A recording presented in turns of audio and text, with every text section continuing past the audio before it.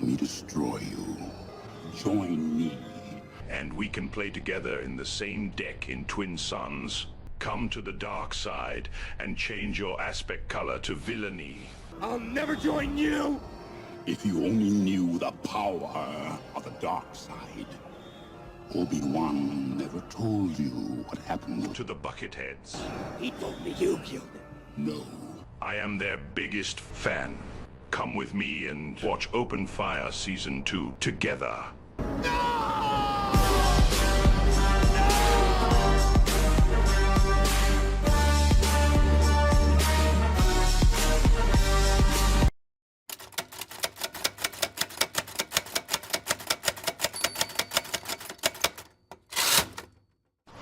Because you're sympathetic to their cause? You agree with her tactics?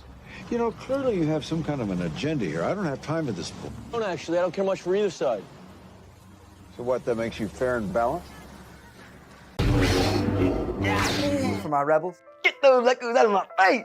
Oh my god. Yeah, he's got too much gas over there. Choose Now he's wisely. gonna say bye to them all. No, I got so good cards. Oh man, here goes Julian with the bounce. I hope you can follow through on that. You're gonna wish you hadn't done that, buddy.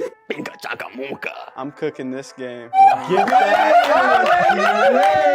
Even that board, baby. Oh my god, I love that card so much in this game. And they're all the rebels. Guy sitting across from me looking like Shrek over here. I whip my Leku back and forth. I whip. Whoa. All right, dude, this is why we target orange. Whoa. That is the craziest leader reveal that I've seen. Gross. This is easy dub city. Might as well just play this with my eyes closed. What is Hera without her ship? That 101 guy? Now that was a surprise strike. He's going for it. Okay. He's going for it. This is gonna be spicy. Hello everyone, we are Open Fire. The Star Wars Unlimited show focused on Twin Suns gameplay, which is Star Wars Unlimited's multiplayer format. It's singleton copy, don't forget, and it's better than Commander. That's only one copy of each card in your deck. You can't have multiple. We are super proud to officially announce that we have partnered with our favorite local game store, Common Ground Games. If you're in the DFW area, you know about Common Ground Games. It's the best place to come for some weekly game nights. Big time. And I think we've got a little secret we can share. So not only is this partnership gonna do a lot for the show, we're gonna be doing things like giveaways. What's up, Bucketheads? I wanted to say that we have a giveaway this episode and almost every episode after that. We are giving away 4 packs of Spark of the Rebellion, which I know is super hard to get right now. And we're giving away a free little special surprise goodie on top of that. All you need to do is be subscribed to our YouTube and comment on this episode right here. Please turn your notifications on. We want to reach y'all. We want to get this stuff to you guys. Free stuff for the community. All you have to do, subscribe to the channel, comment on the video. We want to foster and build a bigger Twin Suns community. If you're here in Dallas, we want to start making a community of awesome Twin Suns players to get people kind of enjoying the multiplayer aspect of this game, build a community, and do something really fun. And if you're not from Dallas, I do think Common Grounds does pre-orders online. So if you're looking for some Star Wars Unlimited tokens, mats, cards, you can always check out Common Ground Games no matter where you are. So thank you so much, Common Ground. We can't thank you enough. Well, that's it from this. We have a super exciting show to talk to you about today. Hopefully, Julian will lose. Thanks everybody for joining us. Sit back and enjoy the show. Punch it!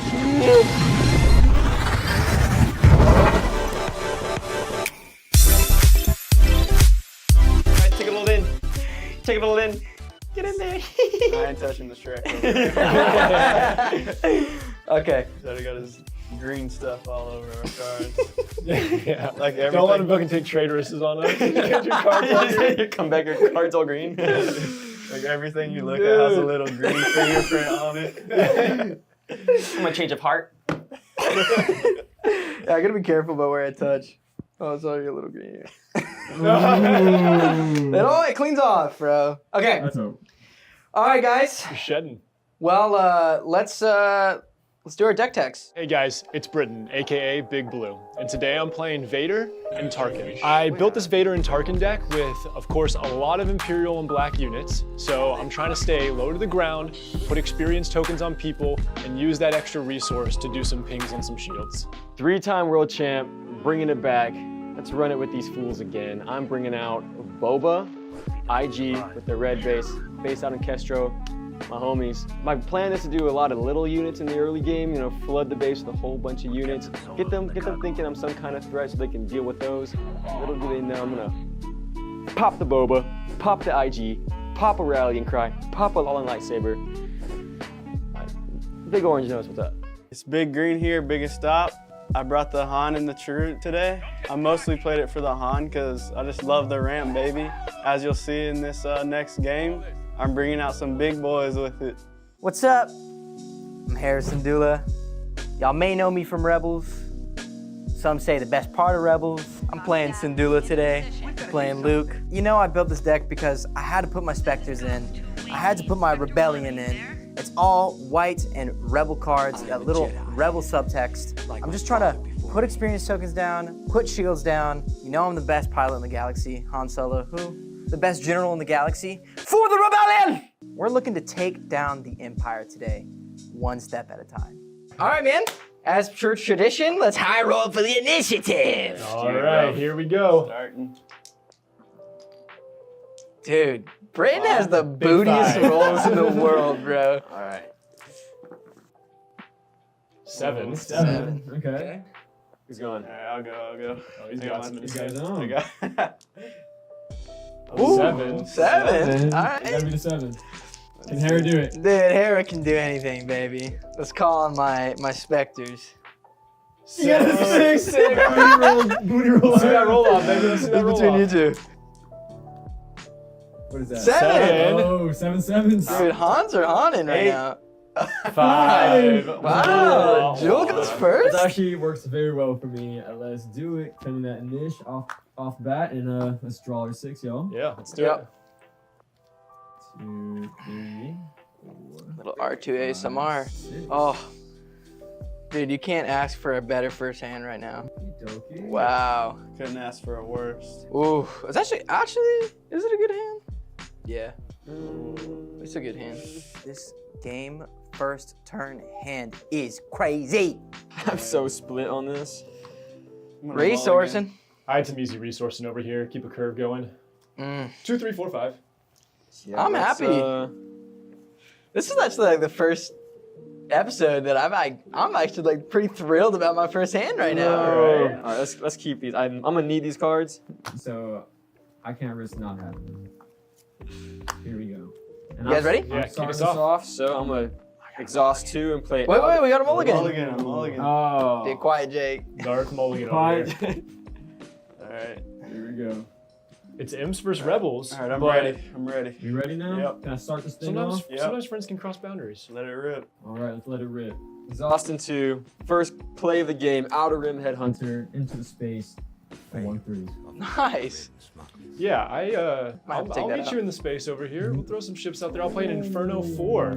This says when played and when defeated. Look at the top 2 cards of your deck. Put any number of them on the bottom of your deck and the rest on the top in any order. This guy's Okay. gonna slip and play any number.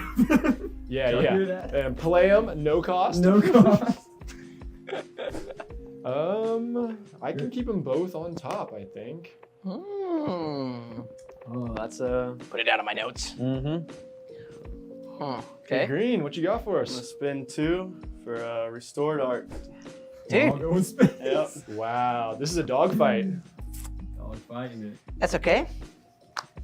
Cause I'm bringing out the first of my Spectres. Choppy, Ooh. Look, first one play, you know I had to bring out little Choppy. Spectre's coming up, baby. Choppy. Get those Lekos out of my face. God, you wash them things. Ugh. Chopper's Great coming team out. play right there. And on that note, I'm actually going to take the initiative. Let's keep it over here. I like Yeah, that. let's take the initiative. And I already know what's on the top of my deck, so I don't even need the plan counter right now. Mm-hmm. Let's just go with the blast.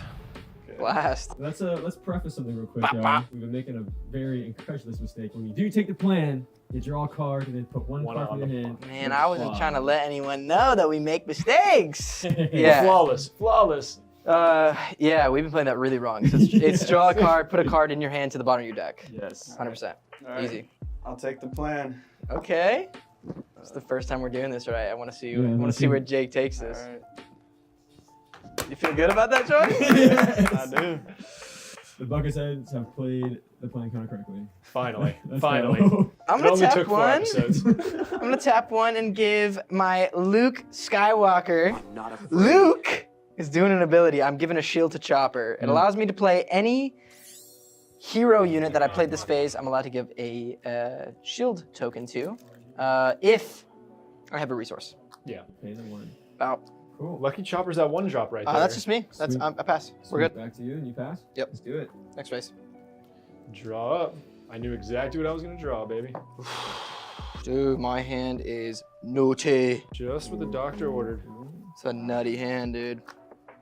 But I'm confident. All right, I'm being a little risque here. I'm feeling a win today.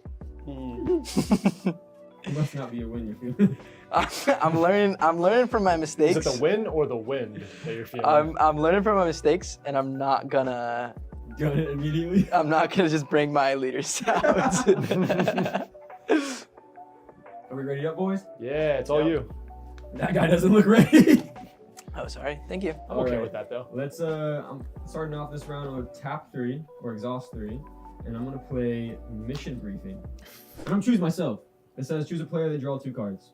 Nice. Yeah, Mission Briefing was drawn by my favorite artist right there. Kyle. Hey, we're getting a shouts signature out. from him. Yeah, I shouts got the out. hyperspace foil for that. Shout out Kyle, let's go. Shout out Kyle. Guest on our show. Oh, and I am going to swing at somebody, but I can't take down the restored. Don't peek over here. He doesn't want that head swivel. Go for this. Yeah, let's hit that. Let's What? hit that restored. Yeah, buddy. Star's getting 2 to the dome. So it's two damage to the restored arc with the Inferno 4, and 2 damage right back. You know what's unfortunate? I couldn't even use my IG ability because everybody played space.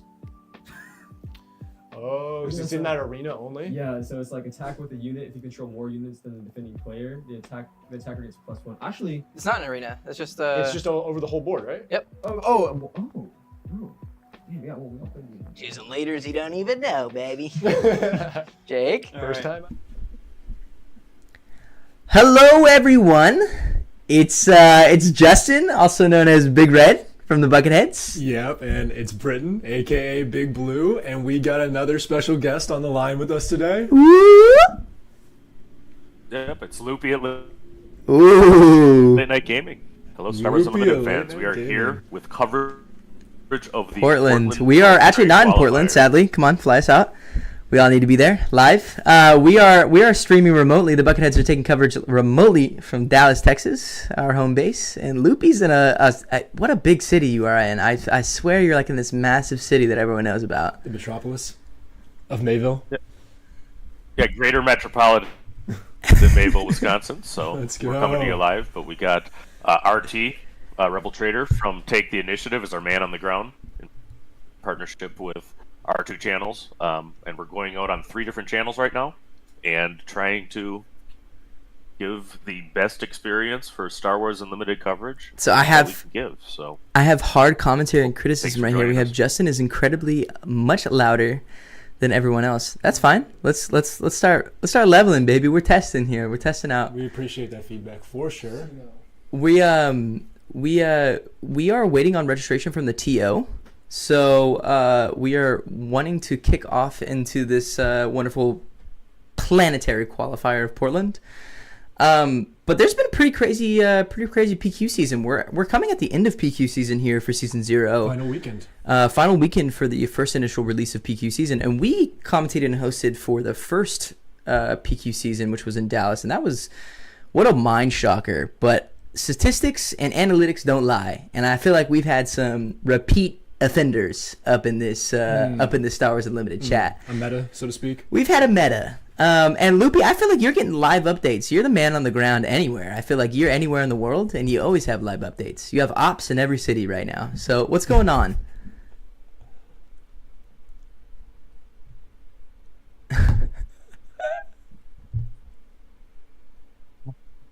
Loopy, can you hear us from there? Loopy, can you hear Do we us? still have you on the line? All the way in Australia? In Edinburgh? I think we might have lost a little bit of a connection. No worries, though. We lost Senior Lube. Loop, hey, come back!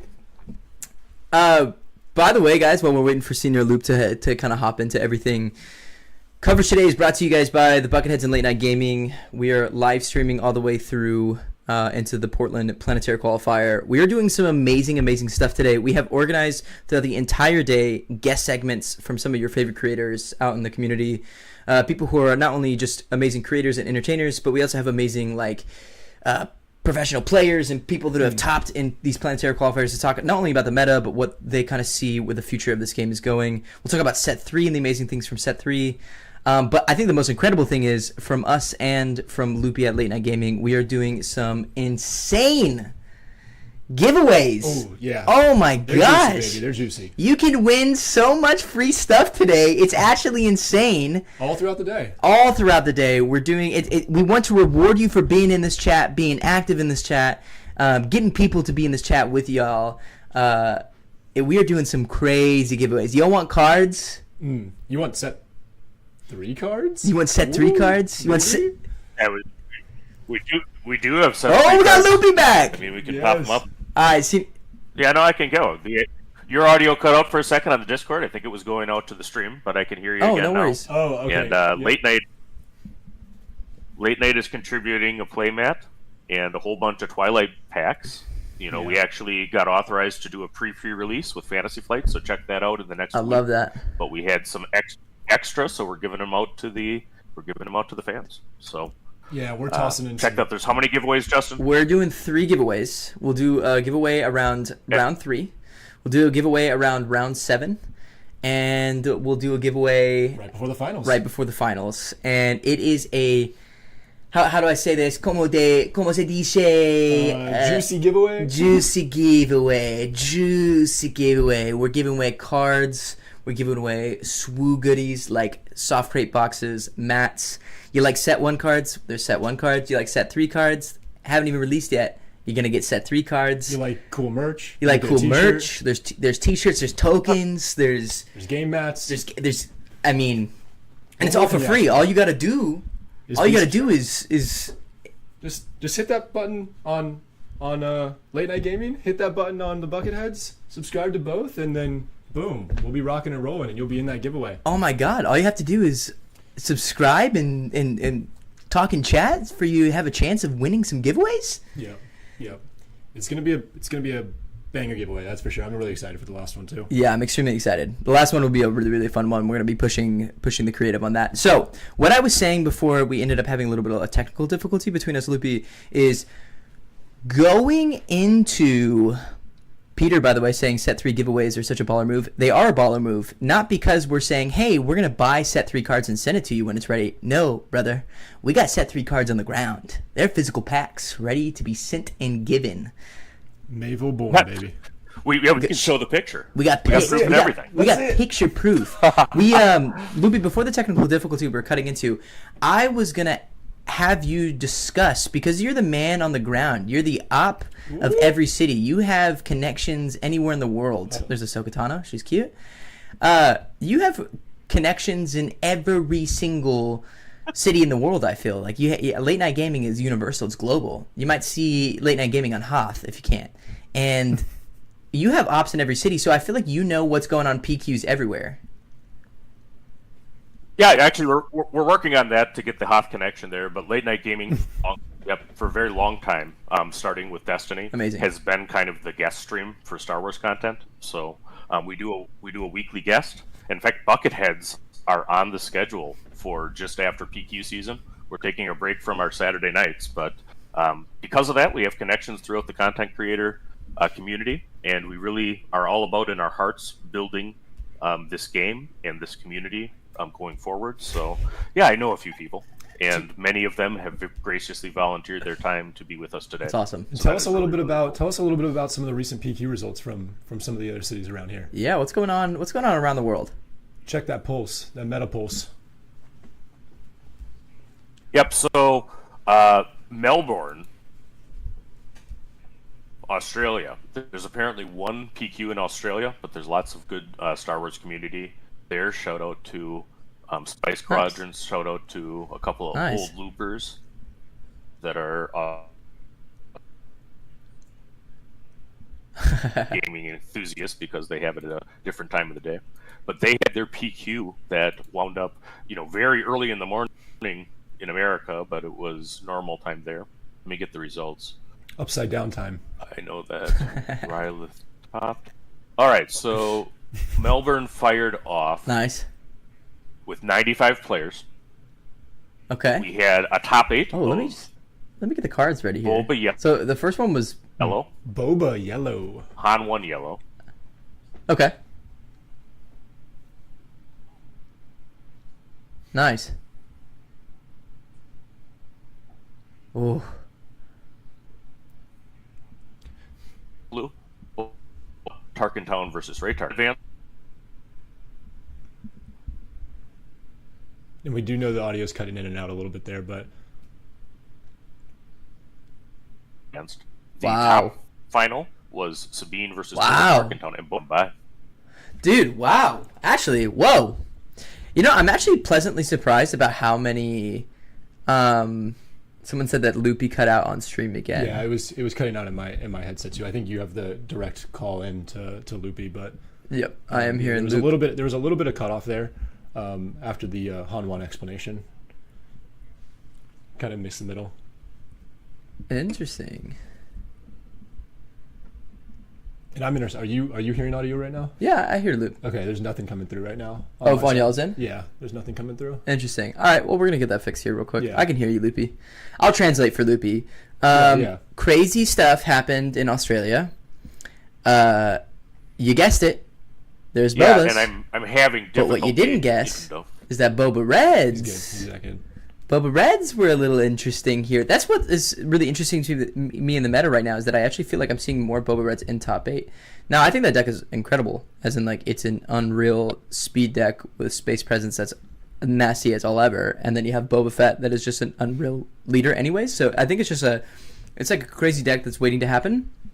But the thing is like, I feel like it's so... so coin flippy. That deck is an unreal coin flip, and it's a really big pace deck. I feel like anytime that you're playing like a red-yellow deck, it's like super tempo, super aggro, and super coin flip. If you just pull absolute terribly, you're just really, really, really not gonna win games. And if you get gassed out, if someone can stabilize right in the right moment, you really can't win games. But I like Boba Red and Villainy especially because, like, doing things like Ruthless Raider, I think is such an appeal. It's such a there's a lot of pressure there. It's such a pressure card, and I feel like even having the option to throw down like Palpatine on a top end, even if you even have that as a top end. I know usually the Boba Reds are running like Ruthless Raider at the top end max, but Boba Red is a really interesting deck. We commentated it on the Dallas PQ, and it was just so fun to commentate actually on that deck. That it was just such an interesting deck to commentate on because it's so fast, it's so interesting, and the lines can be so like all over the place. So how do you think the Boba Red stacks up against some of its kind of peers, I guess, so to speak, in the Boba Green and the Boba Yellow? If it faces off against some of these picks that you expect from Boba, does it do well or is it doing worse? Yeah, I don't know. I think they're just wildly different decks. You know what I mean? Like you're running a double cunning deck because it's a extremely tempo based deck. Yep. Simple as it gets. Yep. You're going aggro with tempo, and you're able to do things, that you can stop tempo play. You can, everything that's going with cunning. You know what I mean? You have exhaust, you have bounce, you have cunning the card. It's unreal. You're just tempo and aggro, especially with the introduction of like Toro and Hot Shot 2, 44 Blaster in set 2. Like it's just a tempo fast aggro deck. Boba Green is all about stability. At the end of the day, you're using Boba Leader to transition your early game into your mid to late game, and that's what outplays your aggro matchup. And I don't even have to explain that. I feel like Mr. Loopy here, if we have everything ready and prepped for it, and he's able to talk and we can hear him. I mean, Loopy is a finalist. Yeah. Who unfortunately lost to Boba Green in the finals of the Chicago PQ. Yeah. But Loopy's a tested vet right now. Loopy's not just He's not just some schmuck off the street. He's not some This guy's schmuck a off the finalist. street. Loopy's a finalist. This guy's a finalist. But it looks like maybe we're not having his audio in ready yet. By the way, someone is asking when does the round start. We are waiting on the TO to officiate, and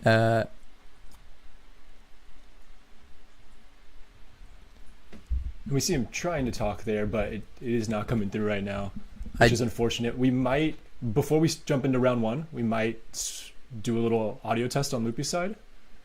Yeah, if it continues to be pervasive. I hear Loopy right now actually really well, but let's do a chat test real quick, guys, before we get into the game too much, or to the meta talk.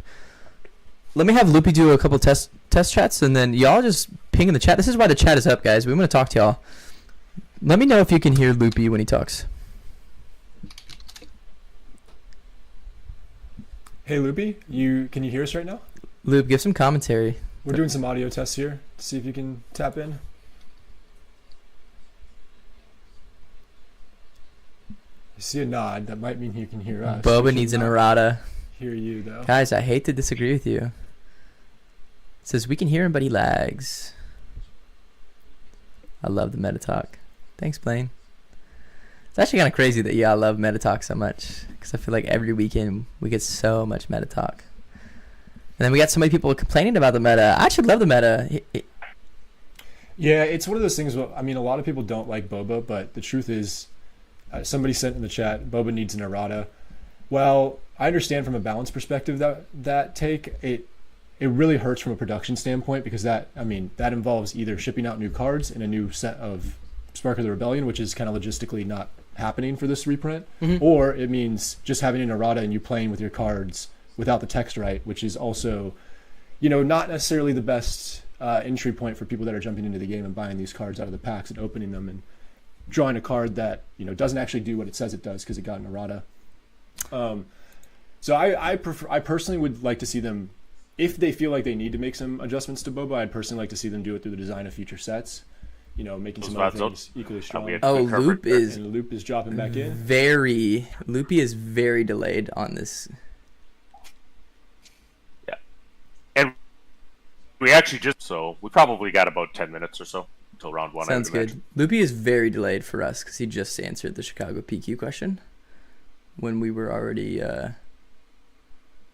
we're very ahead of that.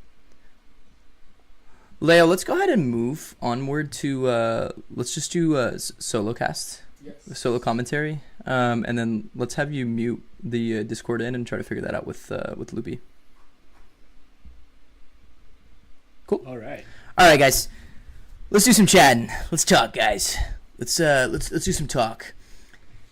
I'm gonna put some hot takes down, guys. Look, you can say what you guys want to say, but I'm going to put some hot takes down. Boba is nasty. Boba is gas. We all get that. He's good. Boba's great. We think Boba is great. But let me throw down some, a little bit of crazy logic for y'all here. In a weird world, Boba is actually very balanced. Ooh. May I say? Boba is actually very balanced. Let me question you here. Where is this going? Follow me down the trail. Follow me down the trail here. Boba is balanced. This is an argument that I have with people here.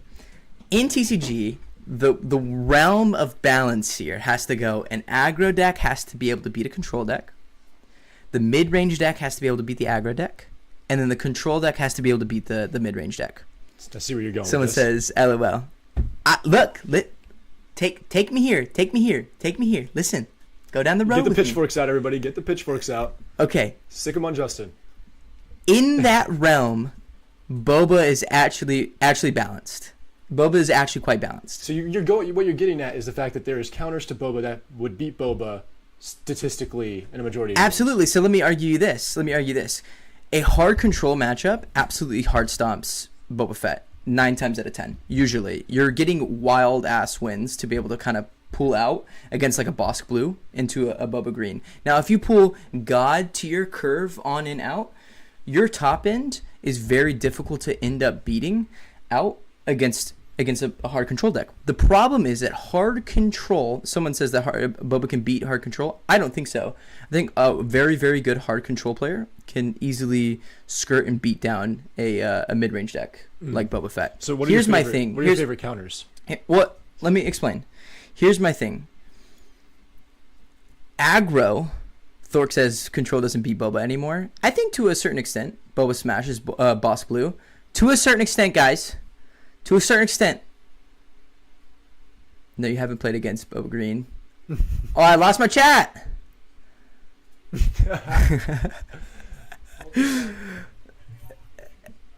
I started up an uproar. Let me ask you this, guys. I think hard control does actually beat the Boba Green. I don't think it's every single time. Obviously, this game is like all over the place. This is my wild take. I think the game is actually really balanced. Here's the hot take here. I think aggro is actually out of control. I think ECL into Sabine is way too unbalanced. ECL gives Sabine way too much reach. Now, there's things about Boba that I agree are very difficult to deal with, and I think are unbalanced. Like Fett's Fire Spray coming in, when played with Boba Fett leader on 6 after curve of 5 is unreal. I think Boba Fett's armor was a mistake of a choice to make. It's an unreal card.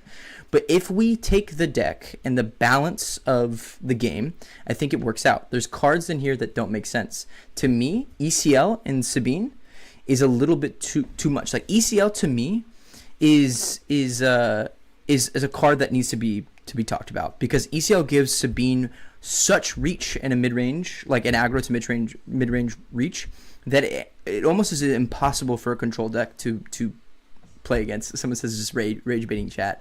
I'm telling you guys, listen here.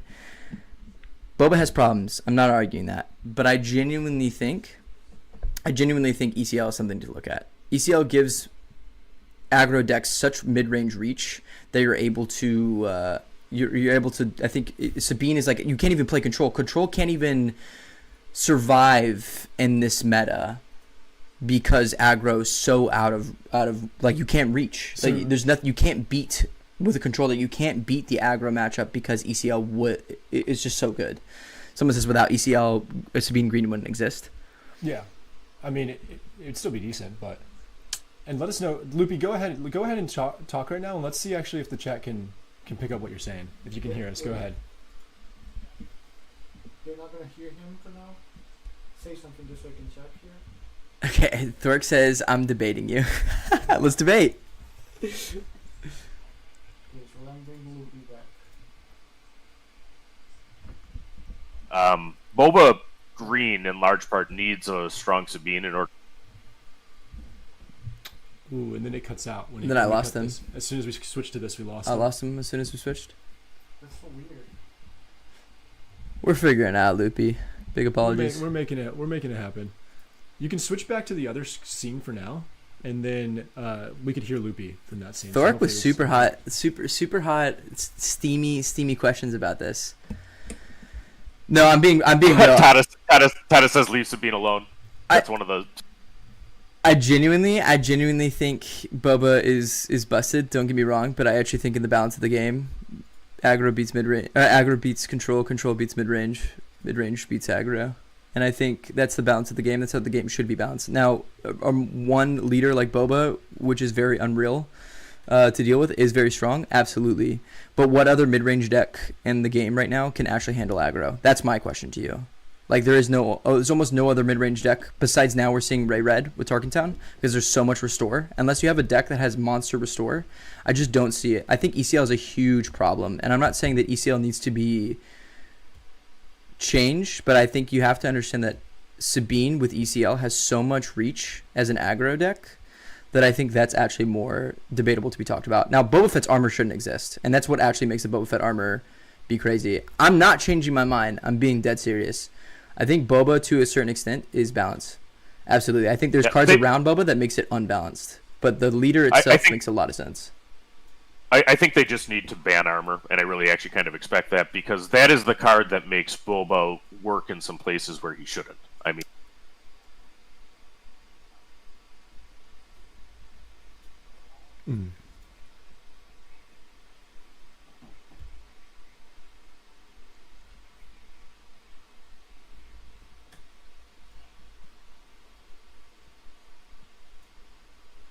Oh, Loopy cut out for us. Other than that card, I don't know what the issue is. Yeah, I think no, he may work now. Yeah, we're getting a little bit. He's cutting in and out. We're doing hot takes right now. This is my hot take. Someone says Han Blue is very good against aggro. I actually don't agree with that statement personally. Yeah, so I'm using push to talk through the Discord to do that now. When it's not coming in, it's because of the issue with if both are talking at once, it doesn't work. Yeah, I wonder why that is. Do we have a pulse check, by the way, for Yeah, actually, awesome, amazing, super the pairings.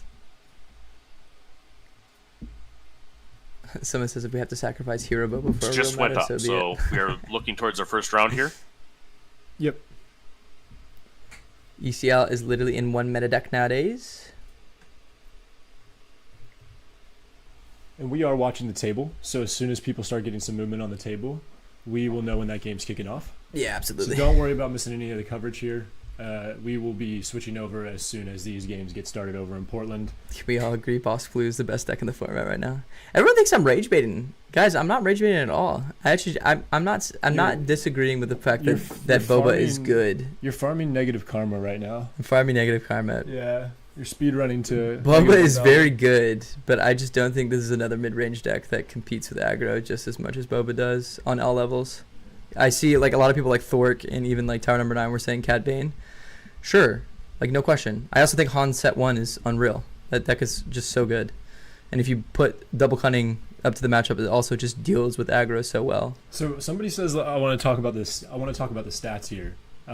And I kind of hope they're talking about the win percentage of Boba decks versus other decks. So I think on the PQ season so far, we're looking at maybe a 30 or 40% victory condition for Boba Fett. Is that about right?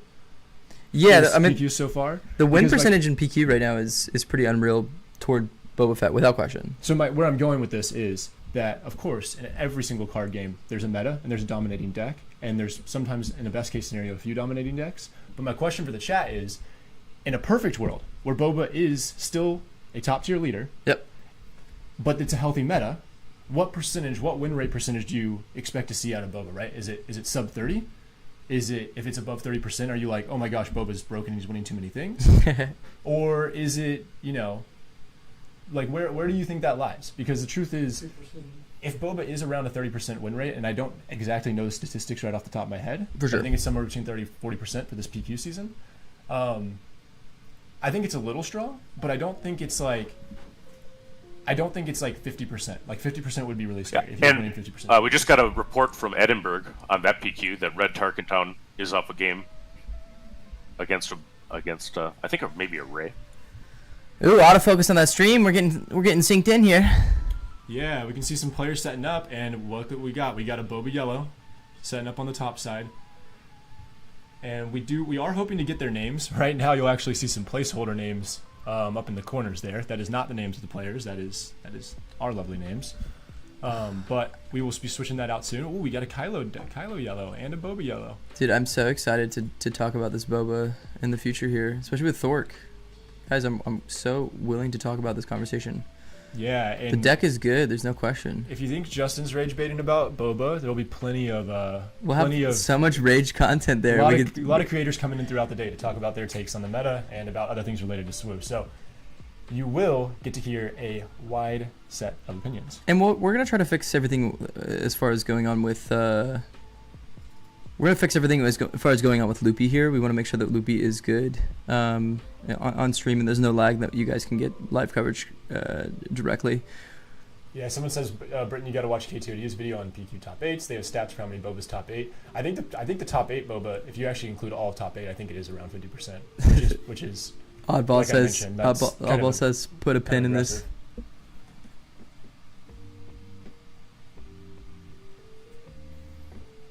Pronounce Edinburgh.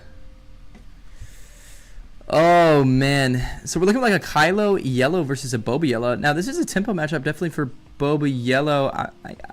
It's gonna be a really hard matchup for Kylo. I feel like you're going to have to figure out how you can skirt some of that negative tempo play from the Boba, while also sustaining some of the damage that's gonna be coming down from the Boba Yellow and its aggro sense.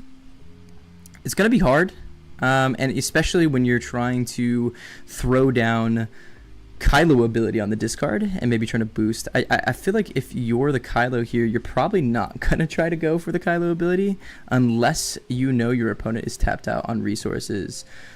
We do know from Boba Yellow, and I think some of the recent changes to Boba Yellow has been people including more Boba Fett's armor, as we see Boba Fett's armor being such an unreal thing in the meta right now, as it's so hard and difficult to deal with, even with cards that throw down upgrade disables, right? Like if we're getting rid of upgrades, and I don't think we're gonna see a disabling Fang Fetter. We don't have the deck list, so we don't know what's in the sideboard or what's going for it. Why is the stream ultra laggy? So yeah, we're seeing the same thing on our end. It's not just what you're getting on the output. We are remoting in from Portland to get the stream out to y'all. So we've got Loopy coming in from Wisconsin. We got us in Dallas, and then we got the stream out in Portland, where the players are actually playing. So there's a Reckless Gunslinger on the ground side with a Greedo. So the double one-drop play with a Mercenary Gunship up in space for the Boba Yellow. I feel like, again, Kylo's just going to start putting the pressure on here. And we're doing 3 to base off of Mercenary Gunship. Do we feel like we're just going to end up racing here? I feel like that might be one of the things that Boba Yellow might be doing. Who's faster in this, though? It's got to be Kylo, right? So Kylo's going to go for a discard, and it's going to be the Kylo's TIE Silencer. Now, Kylo's TIE Silencer is one of those funky cards where if you do discard it, you can play it from your resource pile that turn. So he's not going to end up doing anything with that Reckless Gunslinger. He's going to end up taking the damage from Reckless Gunslinger, which is going to be an unreal amount of damage. And then Greedo's going to go in for 3 again. He could tap 3, and then it's going to be Triple Dark Raid instead of Kylo's TIE Silencer. Triple Dark Raid, all right. Let's see what pulls out. We're going to draw 7, or we're going to look at the top 7 cards of your deck. And we'll see if this... We know this deck is usually running a lot of space. So there's a Lurking TIE Phantom that's going to get announced. And so there's the Lurking TIE. He's pulling out the Lurking TIE. So we know from Lurking TIE that it's not going to be affected by any card abilities, but it's going to have to do damage. That Lurking TIE is not supposed to be in the ground. But it's going to come in ready, and then it's going to... Wow, we are at 12 damage on base. Already. Yeah, and I mean, you were talking about a base race here, and both players are swinging right now. I think the Kylo is going to be happy swinging at base right now. Already's got an 8 damage gap. Now, so this is where we know that the Boba Fett's going to have to play this tempo in here. Boba's going to have to play Cunning. We do see the Cunning in hand. He's got Cunning in hand. So here's the point. We know that Kylo's going to flip on 4 as well. You're just not going to try to not play that. Do we have the Fallen Lightsaber in hand from the Kylo player is important here.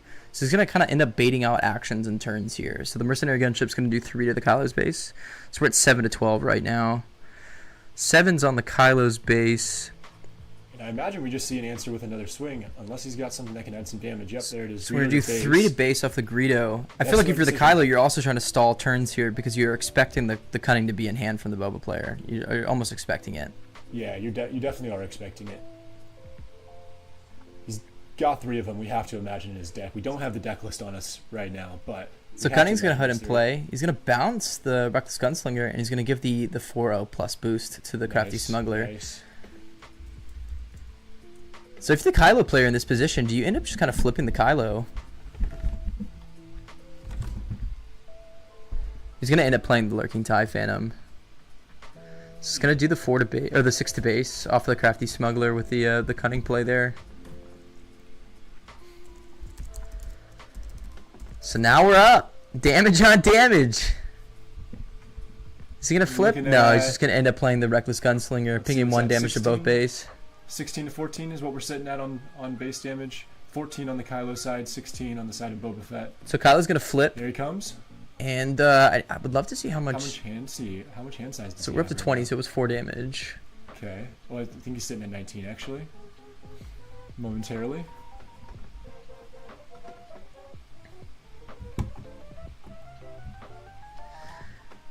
Yeah, I'd love to figure out how we can fix our overhead here.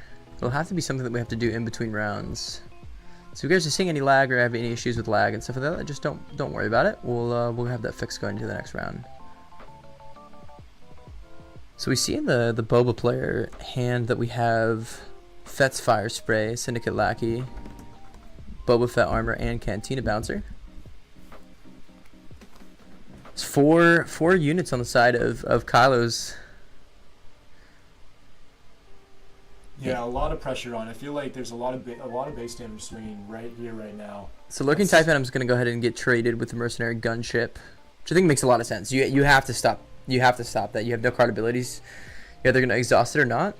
Cartel Space is going to come out and exhaust the Crafty Smuggler. So now things get tricky. I mean, if he doesn't get units off the board here, he has enough on... Okay, there we go. So Syndicate Lackey's going to go ahead and kill Kylo. And due to cards in hand, it looks like there's only 3 damage onto the Syndicate Lackeys. So up there's Greedo and Reckless Gunslinger, and this is where the Kylo player is just gonna say, hey, if I keep stalling this game out, you're gonna find another cunning or find another play. Boba comes out. Go straight to base. He's got to keep going. We do know that the Boba player has the Boba Fett's armor on there. So maybe you just claim initiative because the damage on base is 24, and we're getting gassed here. In the hand, there's Boba Fett's armor, Cantina Bouncer, and Fett's Fire Spray. He only needs a surprise strike right now if he happens to have one. Absolutely. So 1 unit lives. Yeah. With both units up, it's almost a death wish here. You don't have the resources available for Cantina Bouncer because of Syndicate Lackey play. It's gonna go ahead and do the Boba Fett.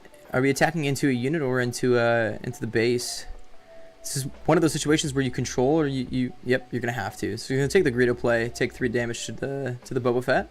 He's gonna have to ready up the 2 resources. Is the Boba Fett player gonna remember? Care about that though is the question, because he didn't seem to do it. Well, he's gonna take initiative. Okay, oh, there it is. There it is. He's gonna ready up the resources. They're not. He's not gonna play the Boba Fett's armor on top of the Boba Fett.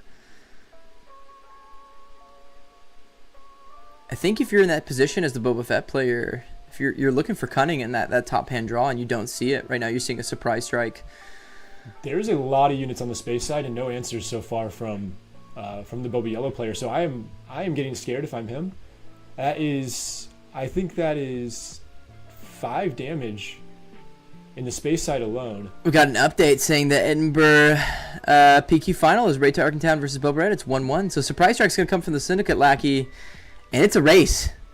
Okay. It's a race. Boba's saying, "Hey man, I gotta hit your base now." Yeah, that is. The pressure is on. So crazy. from 14 up, it's 22 damage on base. Now, if I'm the Kylo player, I'm swinging with my ground unit right now so that I can at least get some damage on it. Unless he's got something in hand that can add some damage to an attack, like a surprise strike as well. Maybe he can follow with it. I think what the Boba player is doing is a lot of bluff play here, especially with this double cunning. I talk about it all the time with aggro or double cunning. You're 100% going to be trying to bluff your opponent. I think if he goes 1 surprise strike, are you looking for another surprise strike here, or trying to say that you're doing a surprise strike? Well, Armed to the Teeth comes out, Smuggle. It does not need a vehicle for that card to be played. Someone says, I did not expect that Kylo would win. Kylo is a gassy card, guys. So there is enough damage right now on Kylo's side to end the game. So that means there needs to be answers here. Okay, there's an answer. So Hotshot's going to come from the Smuggle. Yep, Hotshot's going to make this. This is lethal for both sides right now. And only takes 1 more swing from Boba Fett. He might have it. He might have it. Would not actually. Is it at 26? Yeah, he's lethal. He's lethal. It's 26 right now, 26 to 24. Boba Fett literally just needs 1 swing from his leader.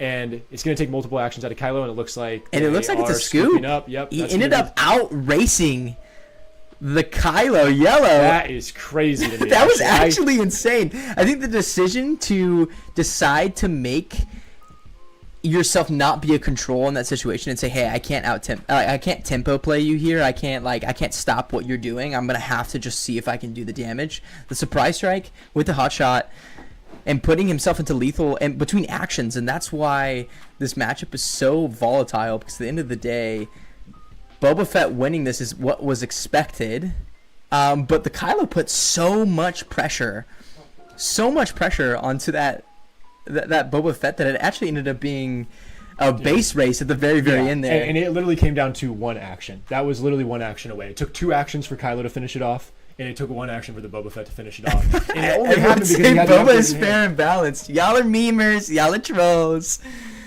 Fair and balanced. Yep, fair and But balanced. Boba is balanced, guys. Boba wins one game, and then You 100% it's not like Boba's won 50% of. You of 100% PQs, know is it? Surprise Whoops. Strike and playing units that Whoops. deal Surprise Strike was crazy there.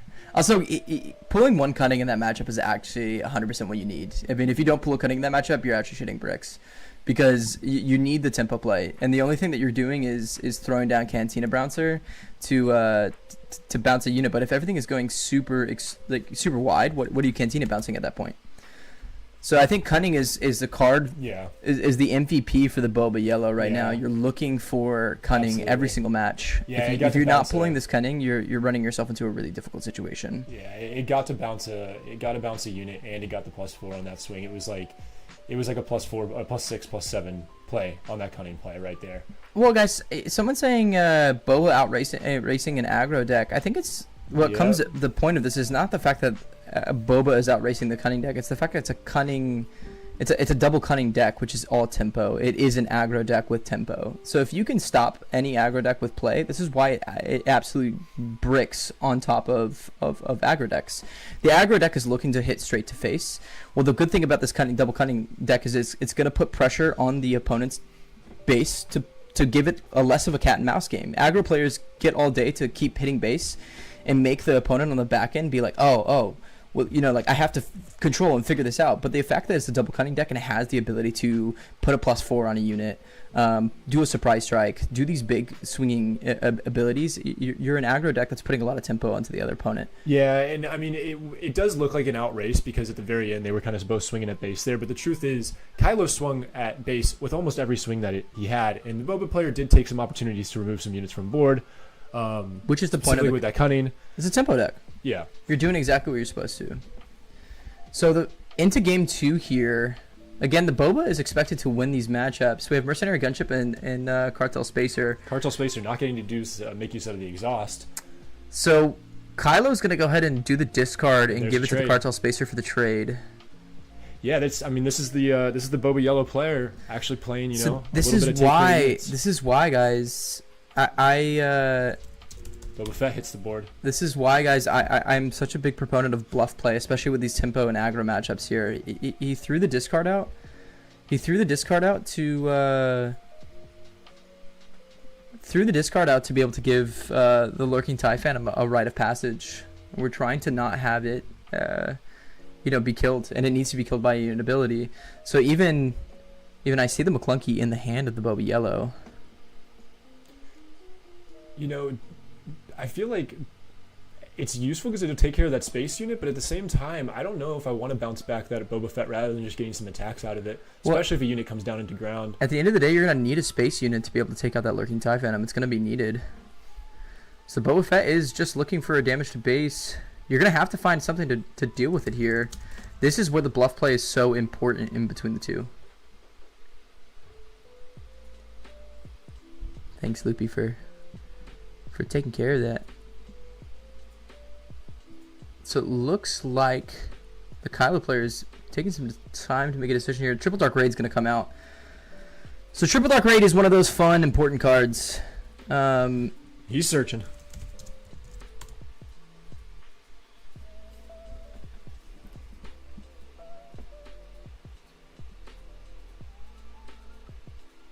Trying to have... And Ruthless Raider is going to come off of the Triple Dark Raid. Yeah, that's a good play. That's a really good play. Leia, if we can get the stream pop back up on your end, we can get this Triple Dark Raid pulled up on the stream. So Ruthless Raider is going to come out at a discount cost because of Triple Dark Raid. Yep. And that's 2 damage onto base, and this is why I love this card. I think this card has been so underrated in set 1. I think it was put in decks. I ran it all the time.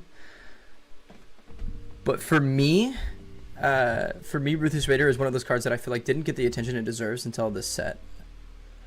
I see someone say, can we do anything about this hot mic? Let us know what hot mic that's referring to. It's definitely mine. So I can lower your mic?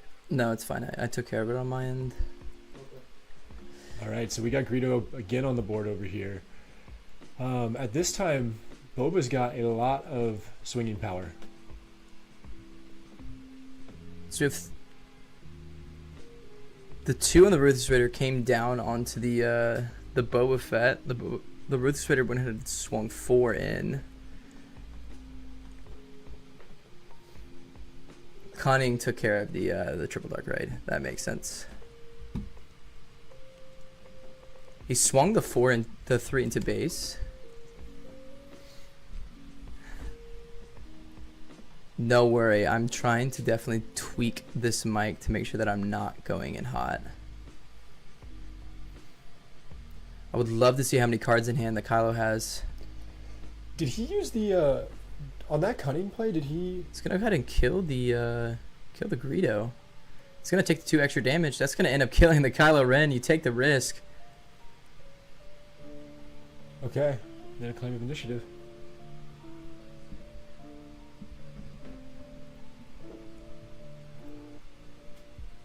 So Ruthless Raider's gonna come back to hand. Is that the cunning bounce back?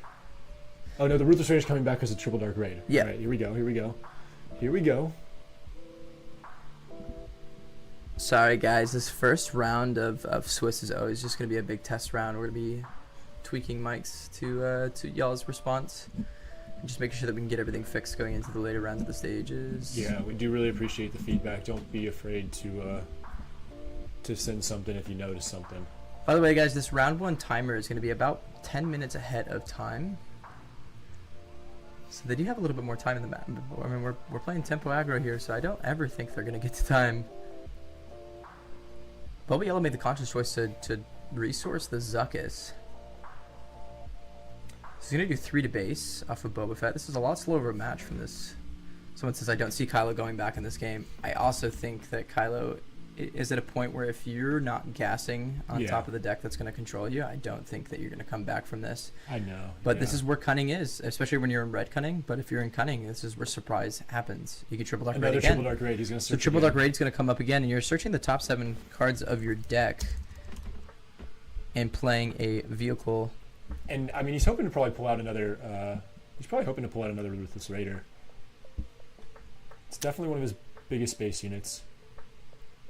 I think you're definitely trying to pull out a Ruthless Raider here. You might want a big unit. Now, this is always the scare factor when you're doing this while Boba Yellow has a full resource up. It's a Kylo Silencer that's coming out into play. So we have Kylo's TIE Silencer coming up. I think what you're always scared to do when you're going against a Boba Yellow player or double cunning is that when you play a 4-hit power unit that you're going to get that bounce back with cunning. Yeah. So you're wasting and whiffing off of a card. And now there's a waylay, and that's exactly what you're not looking to see. I mean, if you're playing anything with that, you're trying to. It feels bad on the side of the Kylo player because he has absolutely gotten his Triple Dark Raid shut down this game. Yeah. He's getting shut down right now. And it is harsh. Waylays and cunnings. I mean, you're paying a 3-cost card to get a 2-cost card out of that, and it does come in ready, but it just it's harsh. You're definitely looking at something like Ruthless Raider or even. Well, so we're gonna go Lurking TIE Phantom. And now Boba's gonna come out. We're at the 5 resource range, guys. This is harsh. This is really difficult to deal with if you're immediately swinging. If you're the Kylo Ren. So Boba's gonna just hit base, and there comes the Zuckuss.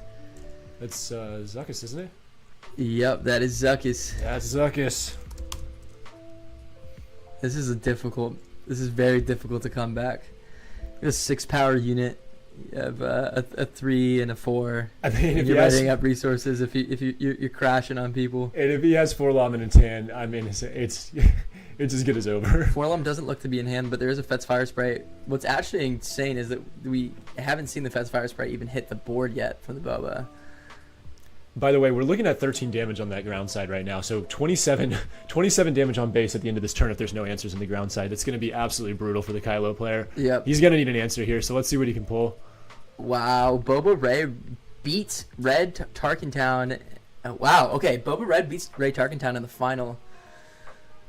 I love that deck. Is so fun, bro. I am such a fan of that Boba Red deck. It's such an interesting deck. Both players are at 6 resources right now, I believe. I think there was a little bit of a delay between them both resourcing. By the way, everyone, we're gonna have a guest speaker after this from for the Bantha Network, we're going to be doing a conversation about Set 3 stuff from Bantha Network Jeff. Yeah. So just stay tuned after this. We'll try to get these, and that's going to be the Boba player taking the win. So it's going to be 2-0 in round 1 against the Kylo Yellow. Game 1 was crazy. Game 1 was interesting. And I got to say, that was, someone said, does he have outmaneuver? Game 1 was interesting. So I think, you know, like if you're in that situation, you know, I mean, like, you got to take that and see if can I deal with that again. As we try to get over to the commentator desk here real quick. That is definitely a really tough situation to play into for the Kylo. Kylo was in a good position in game 1 of that match, but game 2 was just all in the hands of Boba. Every single triple dark raid that was played by the Kylo player was answered by Boba Fett with a whole lot of exhaust, whole lot of bounce, and he overtook the ground side, so that kind of sealed the deal. By the way, guys, if you're really on this Boba needs nerf wave. If you're clowning me on my balance, wait until round 5, where we have a conversation, a live debate with Thork, where he'll talk about his stance on the metagame. We'll talk about why I think Boba is very good. Boba Fett, nerf or nothing? Nerf or nothing. No, it definitely needs some form of nerf, but I don't think it comes to the leader. We'll talk about that later. This is a great game, guys. I think the game 1 out of the Kylo Yellow was a super interesting game. Well, we're going to go ahead and switch over to the commentating desk here and try to see if we can get that information fixed out by Loopy, if Senior Leo will switch us. All right, Loopy, can you hear us? Loop. Is Loop ready?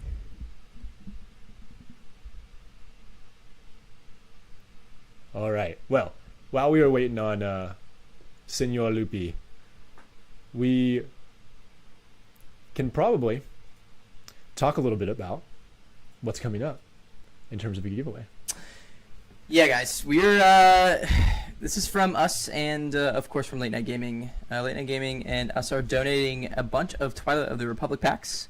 We're doing a giveaway on round 3. At the end of round 3 in the guest segment time, we're going to do a giveaway at the end of round 7 and into the final cut. It'll be Twilight of the Republic packs, which is insane. And I'm talking about physical packs. We're talking about real physical packs, not just something that we're buying for you in the future tense. It's real physical packs. Yeah. It's Spark of the Rebellion packs. We have SWU goodies like soft crates. We have game mats. We have deck boxes. It should be should be gas. Long story short, it should be juice. If you're wanting to win some free packs, it's very easy. We'll kind of get to that time. But just stay in the chat. We want to reward you for being in the chat. We really appreciate you guys being here as we kind of figure out some of these technical difficulties. It seems like we're not getting Loopy on our chat. So I think what the best thing we're going to do here, guys, is we're going to go to a quick commercial break as we finish out the round here. I believe there was 20 minutes left in the round here. Yeah, give or take. So we're going to go ahead and go to a commercial break here. Let's make sure we get Loopy back on and the then line. we're going to make sure that we can kind of get everything figured out as far as our technical difficulties. And stick around because we will be doing a segment with Jeff from the Bantha Network. Yeah, we're going to try to make this work. So...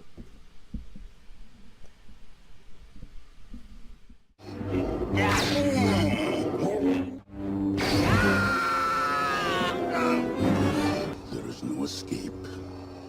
Don't make me destroy you. Join me. And we can play together in the same deck in Twin Suns. Come to the dark side and change your aspect color to villainy. I'll never join you! If you only knew the power of the dark side. Obi-Wan never told you what happened to the Bucketheads. He told me you killed him. No. I am their biggest fan. Come with me and watch Open Fire Season 2 together.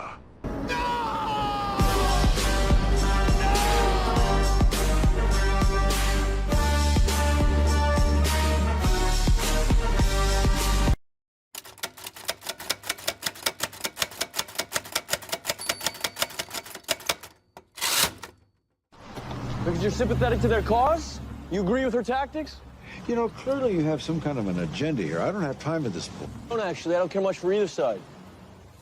So what, that makes you fair and balanced?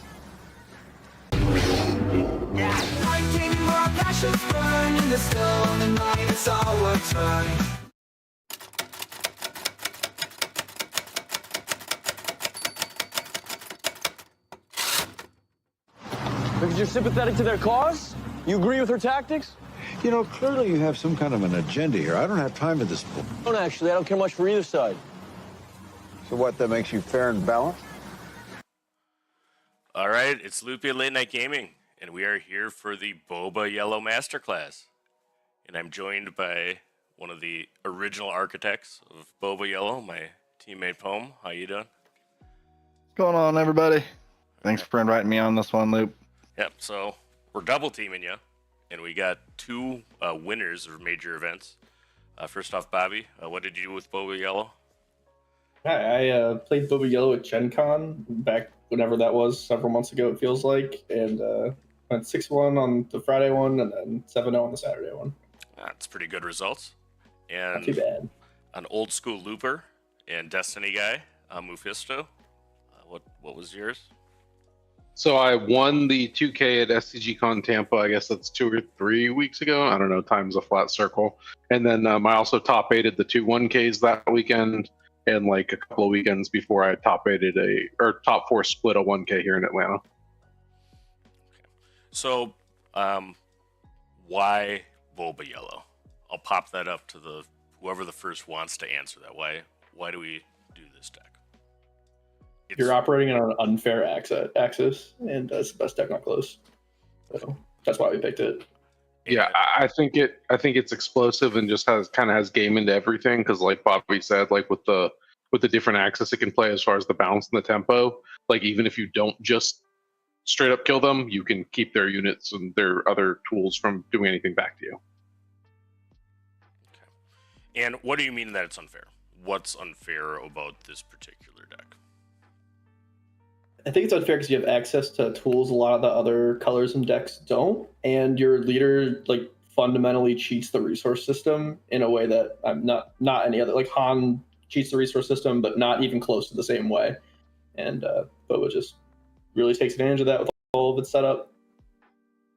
Yeah, and for some reason he's worth 7. Yeah, big as hell. It's crazy. And Poem could say, I mean, Boba was like revealed before I even kind of you told me about Star Wars Unlimited, right? But I mean, has there been another leader that has topped him since? I mean, just right away when the game first started coming out, and I mean, Bo's just where my mind went. I mean, this guy, just resources are good in games. Like, you're getting extra. I mean, how can that not? That has to be busted. He's my kind of scum. It's kind of fun at the beginning of like getting into Star Wars Unlimited. My buddy loves Boba Fett, has a Boba Fett tattoo, always talks about it, and we're like, man, I wonder if the Boba Fett leader in this game is good. And turns out he's just the best one the whole time. Pretty crazy.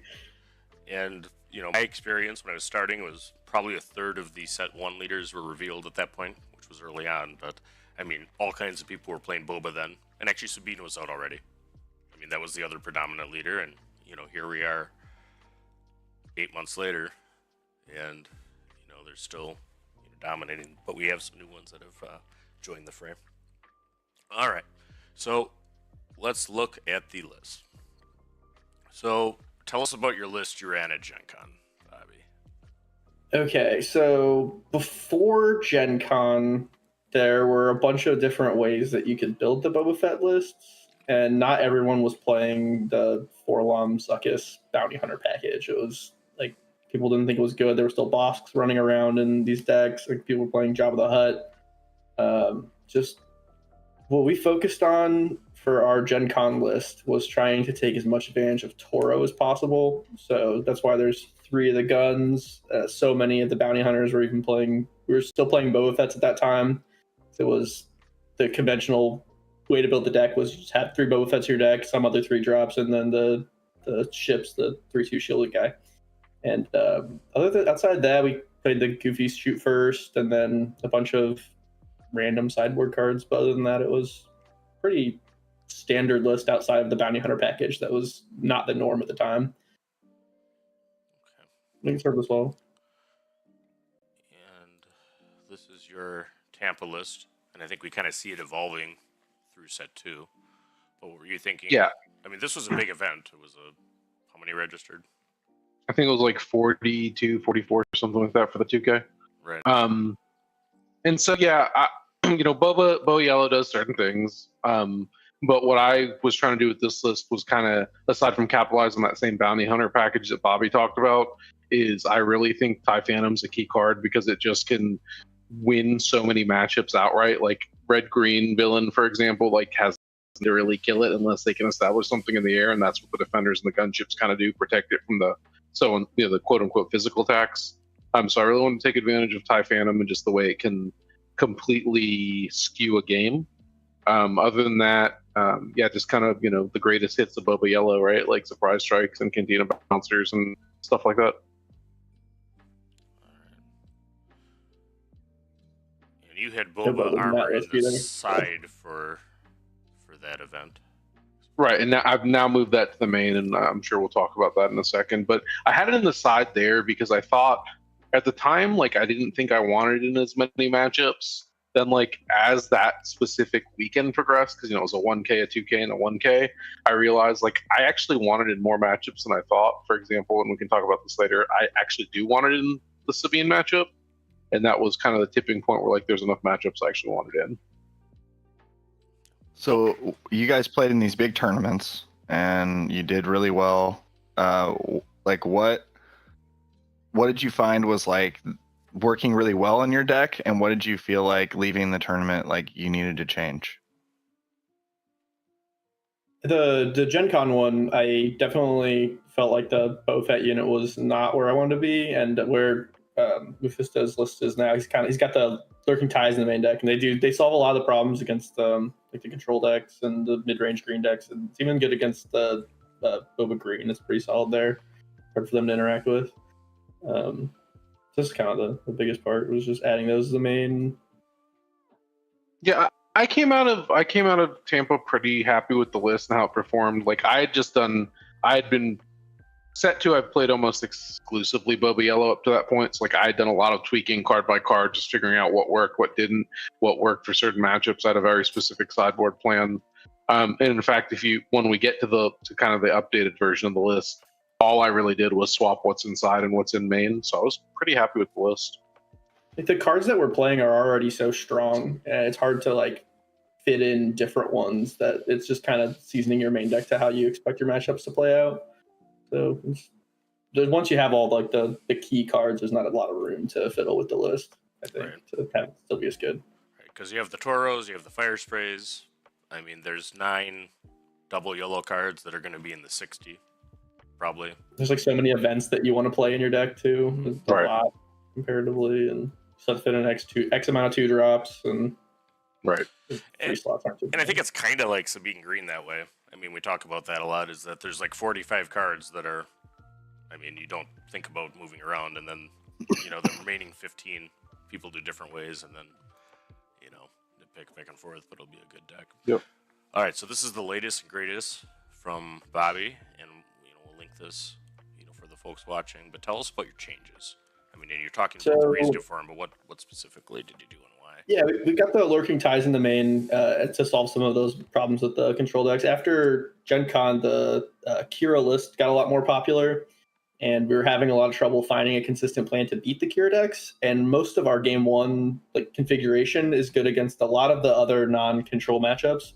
So what we've done is we've shifted our sideboard to just basically be for that matchup, other than the Cartel Spacer. So we're boarding in the TDRs, the TIE Vance, and the Bodhi Rooks there, and helping leverage our boarding out so many cards. Your deck changes its identity basically. So correct me if I'm wrong. This is 9 cards coming in for Kira. Must be. 9 cards come in against a lot of the control decks. Sometimes some of the control builds you board different cards out, but yeah, basically it's 9 cards coming against Kira because the way that they interact with a lot of your game plan is pretty unfavorable. So that's funny. You have to do something drastic. My Han list right now, Han Blue, 9 cards come in for Sabine, so it's kind of probably. So how does Triple Dark Raid solve a Kira problem? Can you just elaborate on that? Yeah, it helps us push into that, once they've stabilized the ground pretty easily with a lot of their early Sentinels and Doomblades and stuff. The TDR is card advantage, not really card advantage, it's like a selective first spell. It's comparable to the for a cause I believe in out of the heroic decks. It helps you push that last little bit of burst damage. If you get to hit a tie advance, you get the 2 damage from the counters from the tie advance, and then also you get to rebuy it and play it again a following turn if you get to that point. But mostly you're just looking to push a little bit more damage, have your units come in, and it's hard for them to interact with them because if they kill it, it's a card that was going to go back to your hand anyway. It saves them some damage, and it helps apply a different plan of attack in that matchup pretty well, I think. I actually ran a Boba Green TDR deck at Gen Con. I didn't get to play that whole day, but a lot of the cards are similar here. None of them are green that you're going for. So your tie advance, like, is that one of your main triple dark raid targets? That the triple dark raid targets, basically what you're looking for is either a tie advance, a fire spray, or a lurking tie, because those are the biggest chunks of damage that you can hit off of it. Fire spray is huge. It's for the same reason it always is. Pushes an obscene amount of damage for just an extra resource. Those are basically what you're looking for off of it. It's like you have the extra hits in case you miss with the gunships and the 7 Fleet Defenders. So that kind of helps build just the density up. But you're really just looking for a tie advance or a... And you will miss for time because it looks like you have 12, 13, 14 if you have the others. Well, no, you'd have 15, up to 17 with TDR. That's there, so. Yeah, the odds of you whiff are pretty low. I think I've whiffed like once, but it's pretty consistent to hit on at least something that does 3 damage. Right. I think it helps solve that problem pretty well. All right, and this is your updated list. Moo, tell me about it. Yeah, really all I did was shift what was in sideboard and what was main. So I think literally the only difference from the Tampa list is that instead of having the 2 Boba's armor in the sideboard, I moved the second copy of Shoot First and the second copy of Relentless Pursuit out for the armor. And that's just because, like I said, I realized armor was better into certain matchups that I actually didn't think I wanted in before. And it's just a card that's hard to deal with for a lot of decks. Whereas like Shoot First and Relentless Pursuit can do cute things and can do things into specific decks. But Boba's armor, almost every deck just has to be built to deal with it in some certain way, right? Like, or it just can't deal with it efficiently. So I think as a generic, like, let me see what I get game 1, like that just makes more sense. That makes sense. And in your case, the sideboard is in large part anti-aggro, I would think. Yeah. So right, the current sideboard is in large part anti-aggro, and I'm actually probably moving away from the Shoot First. And that's assuming I'm definitely moving away from the Shoot First if I'm gonna maybe try the tie advance triple dark raid tech. But I'm moving away from the Shoot First generally just because like typically I don't want to trade. There are some niche kind of use cases for Shoot First into non-aggro. It's like into like Kira, it can let your Boba unit take out their Kira before Kira just assassinates Boba after putting him down to 4 health. It also lets you hit certain breakpoints, so like your TIE Defender, your 7 Fleet Defender, or your Mercenary Gunship can take out a Concord Dawn Protector because it gives you that +1 in first strike ability. So there's actually matchups other than aggro it would come in for, but yeah. Relentless Pursuit also is not exclusively an anti-aggro card. I can't remember if we're going to talk about that later or not, but like we are. Okay, all right, then I'll save that for when it's up on the screen. Actually, and then yeah, I don't know what's about that is on the list, but let's talk about Relentless Pursuit. I mean, there's one specific card. Yeah, so I think it is a great answer to Chillsdens because basically since you will capture the Chillsden when he's a 5/5 or a 6/6 for whatever reason, you just don't want to deal with him. Even if they free him later, he doesn't get his 1 plate effect again, so he comes out as a 2/2, which is much easier to deal with. It's one of the last cards a Hondo deck wants to see is Relentless Pursuit. Right. I can say I play a fair amount of Hondo. And then what other uses though? So I mean, Relentless Pursuit. I mean, you can also obviously use it just like make a big tempo shift because like if you do capture under a bounty hunter, it's also going to give you a shield, and then you're almost like 3-for-1ing if you really need to, because then you've temporarily removed the unit you've captured. They're probably going to have to run at least 2 things into your shielded bounty unit, and then sure they eventually get their captured unit back. But by that point, you're either ready to kill them or just bounce it anyway, and they just like, what do I do now? So it does have a lot of use, and like it can, because it is cross arena, right? It can be space to ground or ground to space. You don't even necessarily have to use it as the bounty hunter synergy to get value. Sometimes it literally is just get something out of the way so that you can swing their face. All right, yeah, and I as playing Sabine, I mean, that card, when going on Toro, in one where, a lot of times actually I think Sabine is the control into Boba, which we all agreed on, before, but the shield is obnoxious. Right, and if they are having to play the kind of the control role, the shield definitely makes it harder for them, and then they almost have to do a reevaluation. Like, do I just want to race? Because if I'm having to throw multiple attacks into one thing, it really puts them behind. Or if he's buffed, you lose. Sure. Bobby, do you play that card, Relentless Pursuit? I was playing it at Gen Con. I like having access to it, but it didn't. The main deck I'm playing now is a little tight on space with the 9-card sideboard plan that kind of, at least for like the control matchups, you're trying to dodge the Chilson plays and kind of attack from a different angle. So I don't have it in the current list. Are you bouncing Chili? Yeah, you'll either bounce it or race them, which is also kind of what your deck's good at. Or go space, right? Because that's what the 9-card sideboard plan's for, going space. So it's different ways to approach kind of the same issue. All right, so completely fair and balanced leader Boba Fett. Love to see it. Yeah, I'm not sure like why all the other leaders are so like weak. Boba's just the gold standard, right? Everyone should look at that.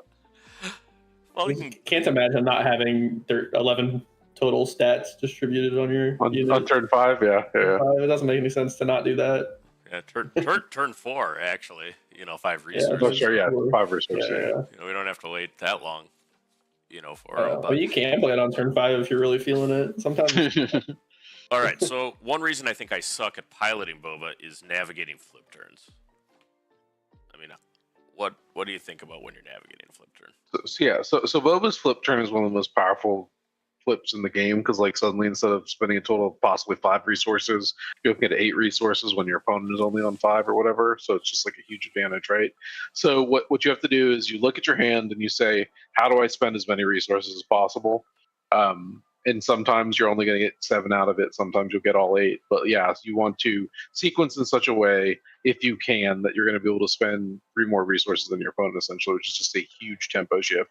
And then on top of it, Boba's coming out, like we said, as a 4/7, then he's usually pretty hard to deal with immediately. And Boba Fett, as a hilariously imbalanced leader, it goes along with the typical comedy trope of setup punchline. So you want to set up your Boba flip with one of your things, and then you play your follow-up as the punchline. So. Right. So, what are you leading with, too? Because most of the time you play a card that makes something leave play, and then flip. Right. And it's gonna depend on obviously board state, and I see myself freezing. Hopefully, I'll freeze in a second. But yeah, you can use something like a waylay, right? That bounces something, and you immediately get a resource back. You can play a Cantina bouncer, bounce something, and get a resource back. If you already have units on the board, there are certain situations where you are maybe going to kill another unit, like play a unit, trade into something with an already existing unit just to maximize like this massive resource gain turn. Because though we are an aggro deck and we're usually using face, like on that flip turn, that's kind of when you just take control of the board completely if you haven't already. Shoot first is free, right? If it kills something. Right, and then that's on any turn really, but yeah, certainly on the flip turn.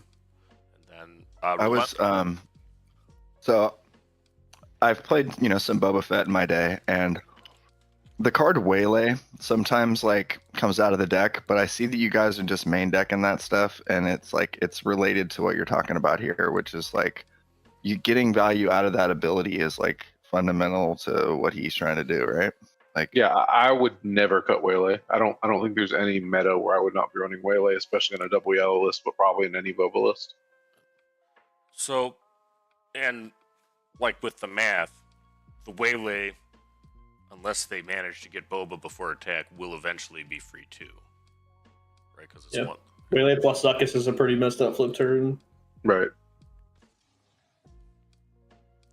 And like, because remember, you can spend 8 mana in so different ways. We're talking about, or resources. Sorry, we're talking about 3 and 5, but you can do 4 and 4 with like a cunning and a forlom. You can do 3, 3, 2, like with a waylay, another unit, and like a Boba's armor.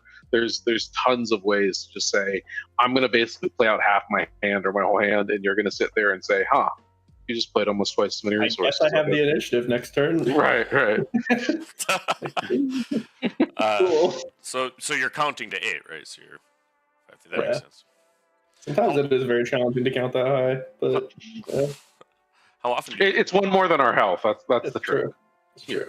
Okay, thank you. You know, they probably fix that. You know, maybe in a red. How often do you get pillaged? Not super often, and like, I mean, yeah, I've been pillaged before, but not.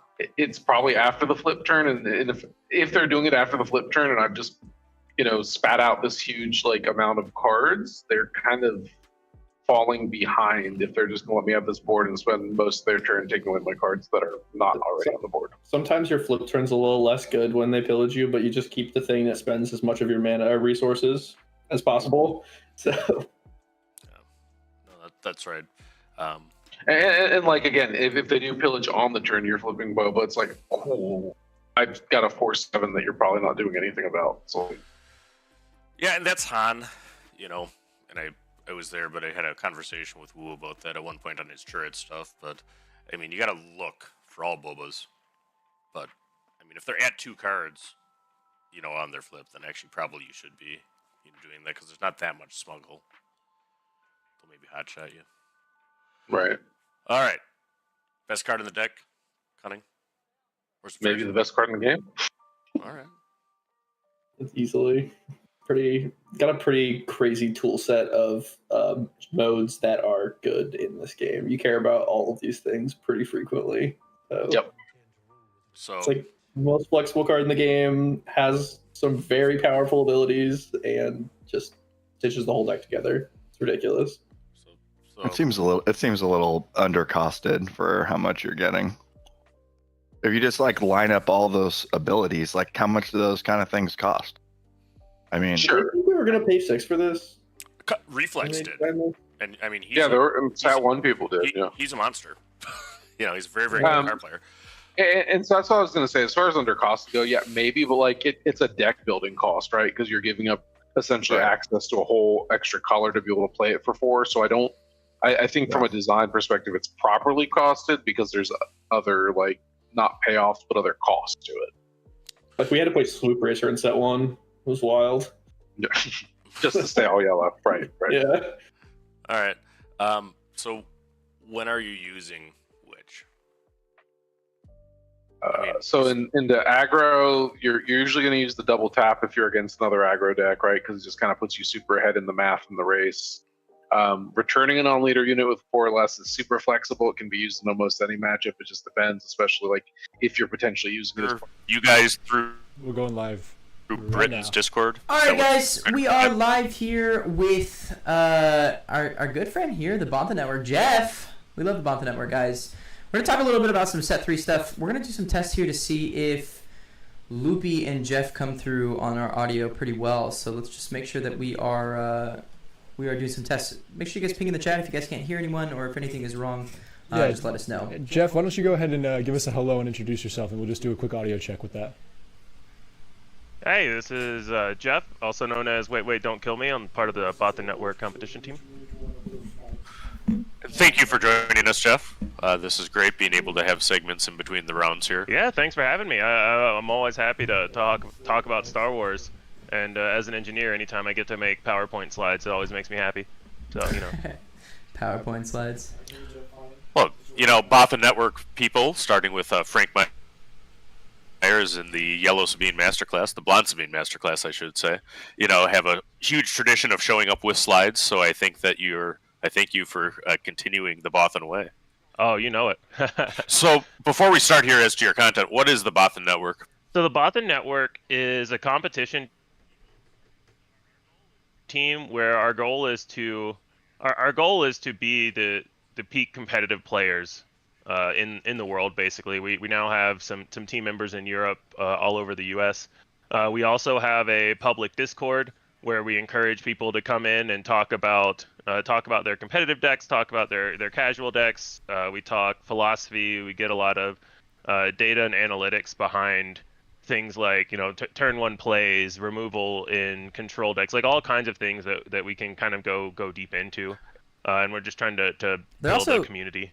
And do you guys I was gonna say, Loopy, there's also just really great people. I feel like we could all talk about competitive play here, but they're also just really great people. Every single person in that Discord is absolutely an amazing person. I feel every single person's like super welcoming and greeting, open to like a lot of different ideas for decks and stuff like that. So I feel like every single experience I've had in that Discord has been absolutely amazing. Yeah, Justin, I don't think you've had the experience.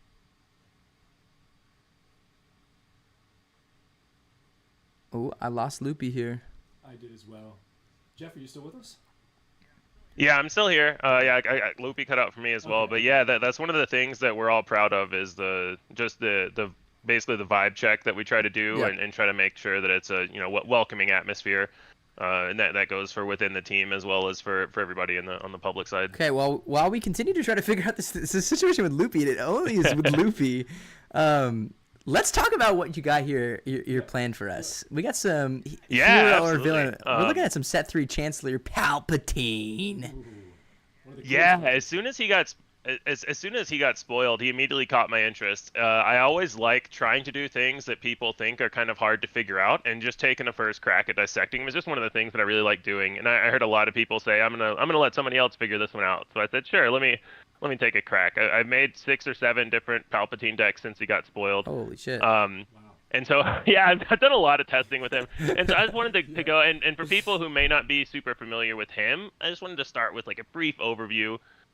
So he does not have a unit side. He's a 2-sided leader, both villainy and heroism. So you get to put both aspects in your deck and could potentially play him without aspect penalty. You get to draw cards and heal your base when you flip to one side, and you get to create a 2/2 clone and do 2 damage on the other side. And you can only flip once per turn. So there's a lot of really cool deck building things you can do, and a lot of cool interactions you can get in there. So much fun. All right, give us the basics here. Give us the basics. What are we trying to do with Palp?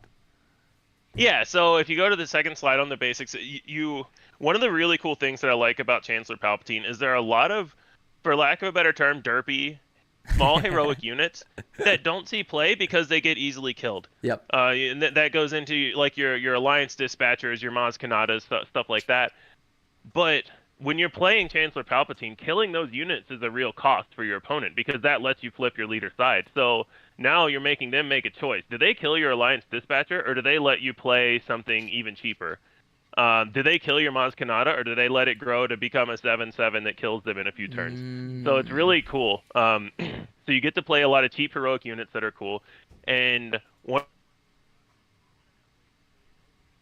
of the fun things about it is you want to have ways to kill your own units, because a lot of good players will just not let you flip. They won't kill your derpy units if they don't need to. So that's where cards like Heroic Sacrifice or the Neutral Exploit cards come into play, so that you can force yourself to flip even if they're not giving you units to run into. It's similar to how in sets 1 and 2, if you played against someone that played Super Laser Tech, people would just not go to ground and not give people a target. You could do a similar thing to try to play against Palp, so it's really nice to have ways to kill your own units to let you flip. Now the two sides aren't the same, right? One of them is a unit dying and the other is a unit played. It's not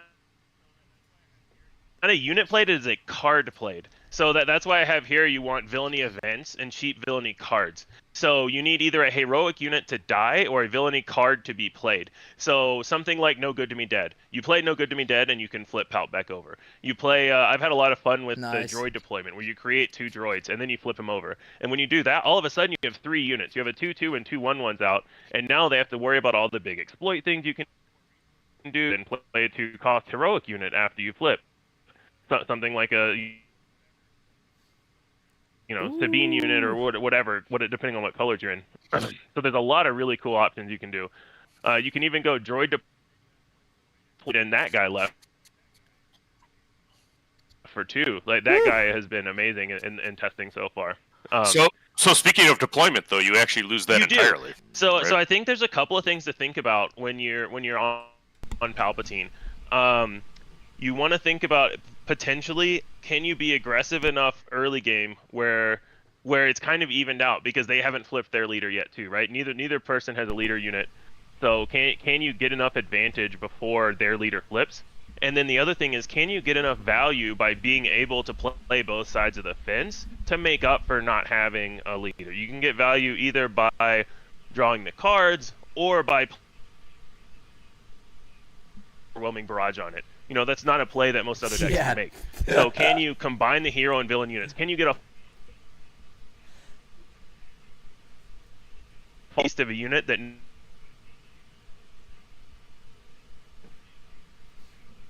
no kinds of advantages to overcome the fact that you don't have a leader unit? Have you actually put together a Palpatine? I have. I put together several. Almost a deck a day at this rate, right? Almost a deck a day. A deck a day. Yeah, pretty much. Yeah, so some days more than a deck. Some days more than that. So this deck that I put together for you here on on slide 3, it's I'm not because and the kind of cool lines that you get to have with it.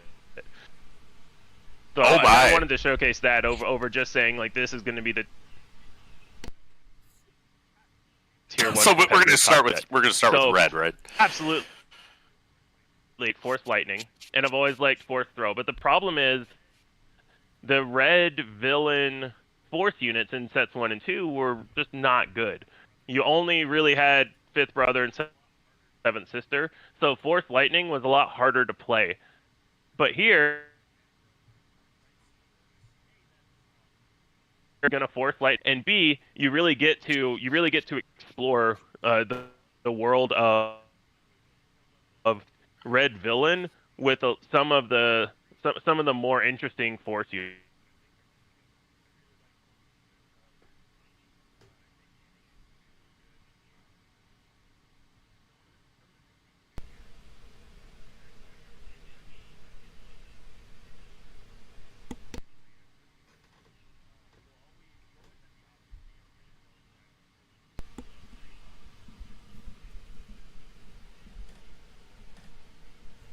We did lose Jeff's audio on the stream.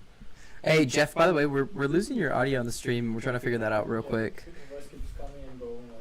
Yeah, but it's no biggie. We'll make do. So this whole Palpatine situation, I saw somebody send It's message something to earlier. do with the connection issues. It has to be through Discord, and I think we have to find another way around that because it's just seeming to be a Discord issue.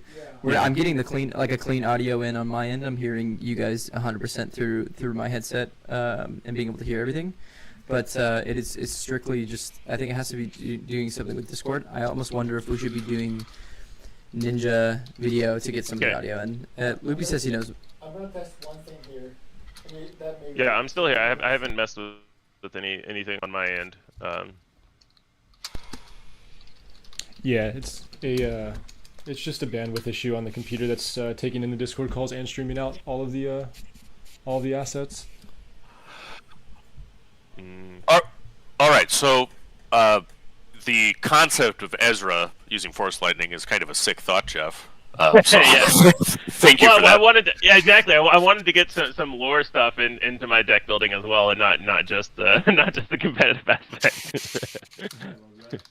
Ezra with a fallen lightsaber kind of thing, you know. Right. All right. What other decks you got? A Twin Suns deck. That sounds like something that's good for Bucketheads. Yeah. Oh yeah, I wanted to throw this in as well since we're on the Bucketheads. Get out my swamp. Channel. Yeah, so right before we get started with this, Jeff, before we get started what do you with have this, there? You get to yell, "Get out of my swamp!" You know, that's wonderful. So that's a call out to George the Hulk. If I'm 100%. It's a call out to George. Yeah, if anyone doesn't know George the Hulk, he is an amazing player in person that's on the Bot the Network competition team as well. He's really well known for his blue control decks. He invented the Vader blue deck that rampaged through set 1. And as an homage to him, I can only ever play Dagobah Swamp as the blue base whenever I play any blue deck. You know, I do the same. I had Swamp Han, throughout set 2, as my Han blue deck. But what are you looking to do with this Twin Suns deck? So the really cool thing here is with Twin Suns, before set 3, I feel like it was hard to get a high density of Force units to play a lot of the Force cards, like your Force Throws and Force Lightning. But now you have so many, I had to cut a lot of Force units for this deck. And you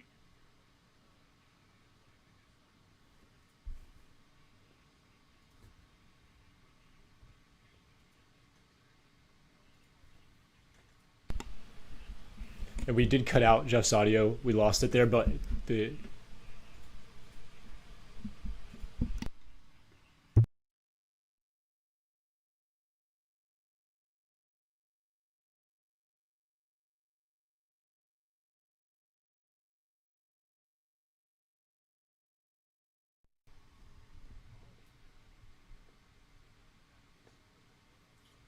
now it's their problem, because if you don't hear them, because I fixed it, it was working fine.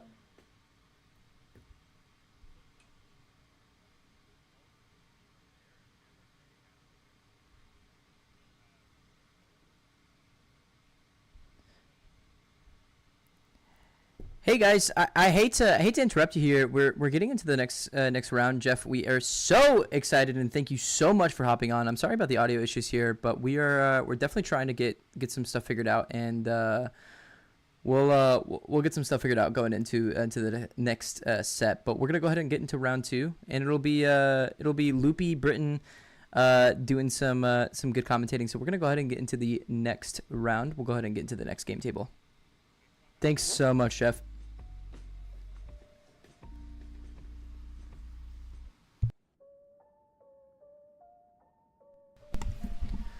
All right, Loop. Loopy, are you on the line with us for this match here? We've got Palpatine on one side, and it looks like young Han 2 on the other side. Let me know if you're with us, Loop. So I do know from we got nameplates from Alex, so we're gonna try to figure this out. But we have a double green Palp and a Han. Wow, the double green aspects or the double aspect colors here. The Han double red is really crazy. Yep, it's a deck that I think Wu was on in the beginning of set 2. It's an aggro deck. It plays Rancor, plays some other stuff, and of course plays Aggression and the cards that you would expect out of there. But it's got kind of that little ramp, the painful ramp thing that Han 2 can do. And we actually are seeing double aspect on both sides of the table here. We got a double green Palp, and we got the double red Han. Jeff in the chat says, thanks for letting me talk as much as anyone could hear. We could hear you for the most part, and I think that you got a lot of future emperors excited, about the first heroism/villainy leader. And I think that Twin Suns deck was really cool. The Twin Suns deck was insane. Also, the Get Out My Swamp was probably the best part of that deck as well. Yeah. Because I think it's absolutely true. If you could play a little bit of Shrek in your Twin Suns deck, that's what makes him so good. I'm trying to remember the last blue deck I made that didn't have Dega's Swamp as the base if it was a 30 point, so that's pretty cool.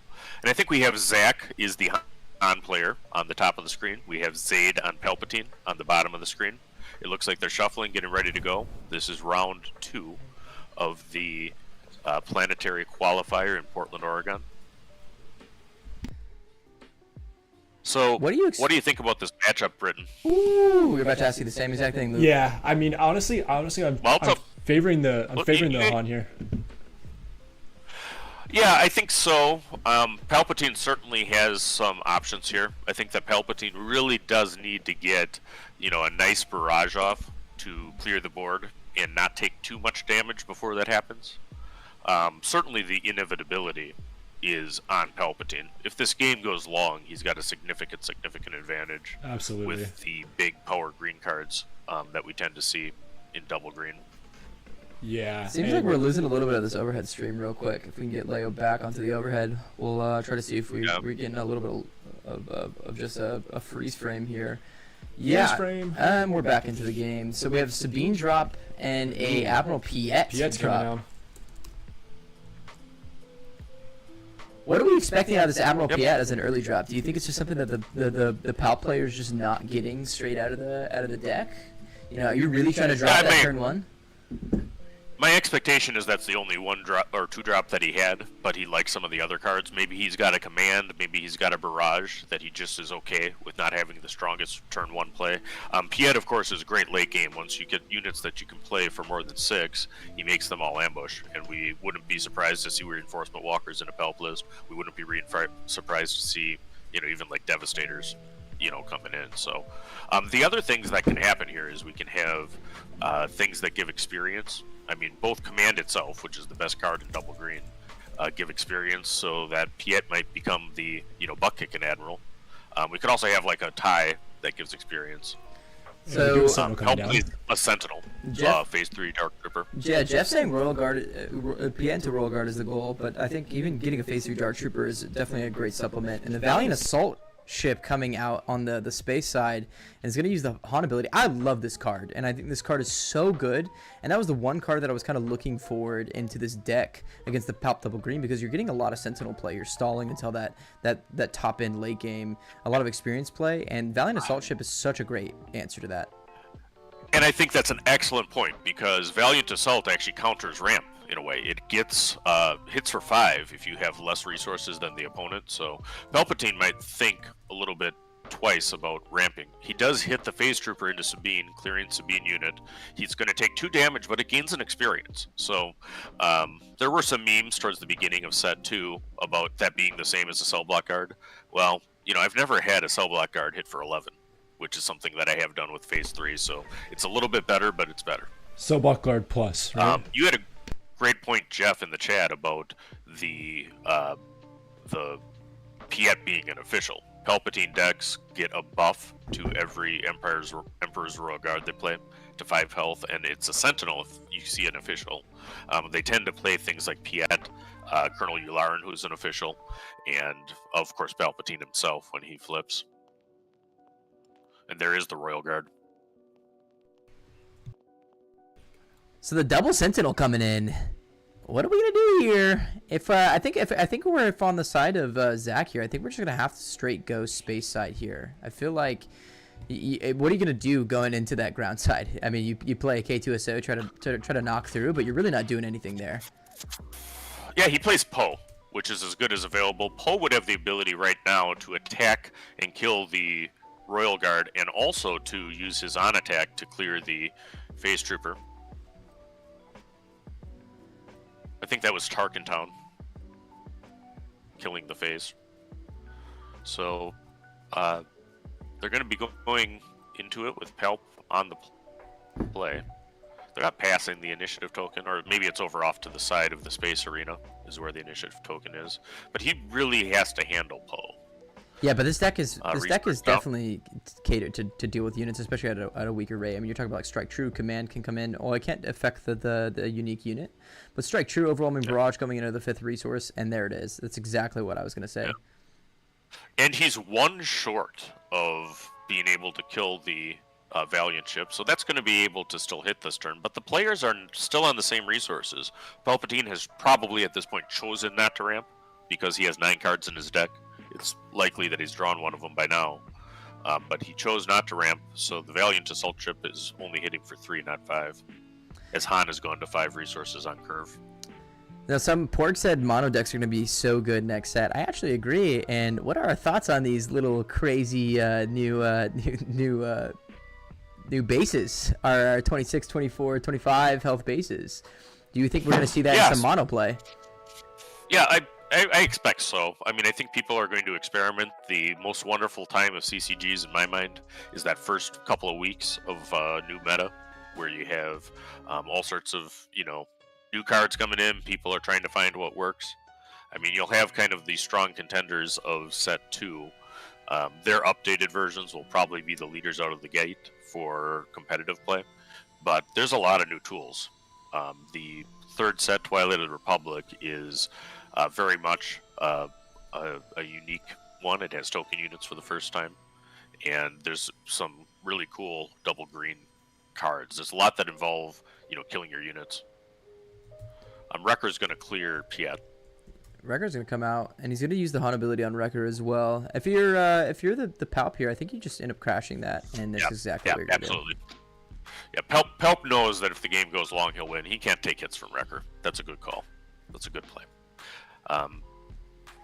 So do we feel like we keep side skirting? I feel like as the longer that this Valiant Assault Ship stays alive, is the more that this Han player has a chance to continue burning this game. Yeah. Though it has 1 health left. I mean, what you did really want to see if you're Zayd on Palpatine is you'd like to see like a super laser tech in this round, so that you can then sack him and ramp and get the Valiant Assault Ship out of the way at the same time. Yeah, I see Salacious in the hand of the Palp player Zayd. That works too. That will work, and you'll heal a little bit. It's a little counter aggro there. I love me a little Salacious Creme. Yep, and we got 11 damage on Palpatine's base. We got 0 damage on Han.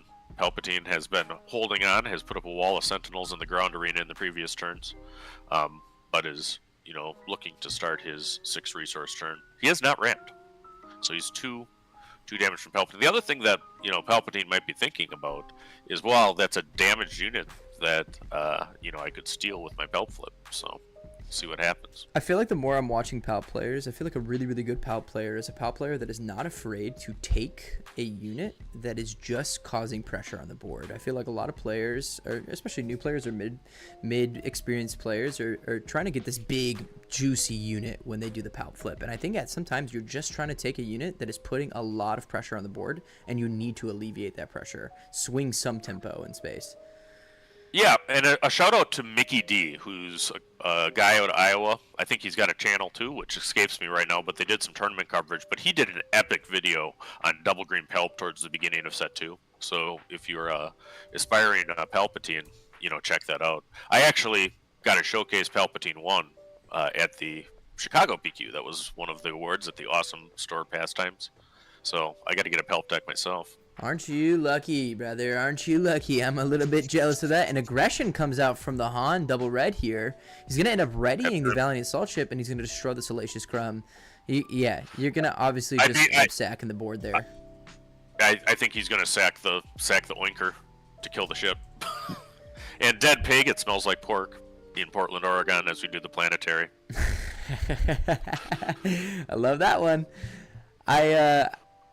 Jan coming in saying, I think traders here would be better. There's a chance. I haven't seen the traders in hand. He's saying that he did see the traders. I don't think he had the resources to play it. I think that's done because he had already, done something. He had played the Gamorrean Guard already. So traders is 5. Maybe that should have been done on the gun. There's an argument for that.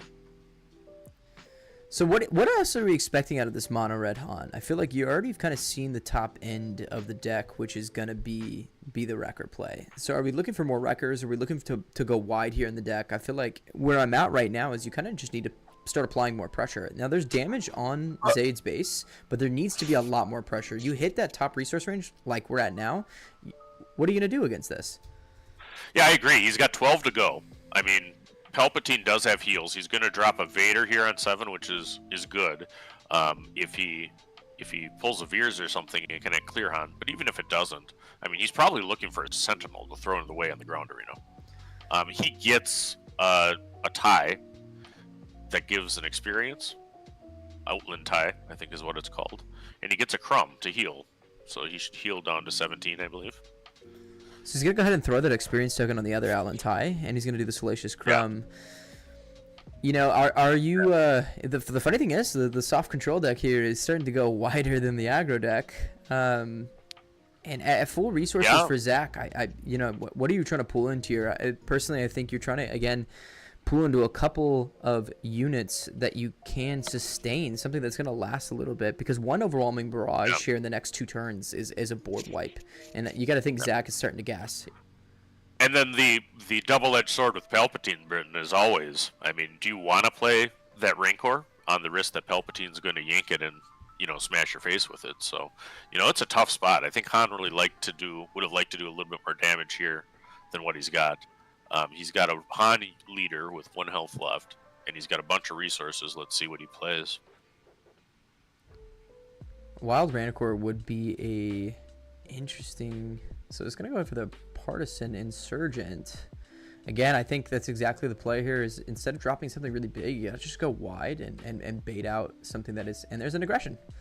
So it's going to end up killing the Darth Vader off the aggression, and it's going to ready up the Han Solo.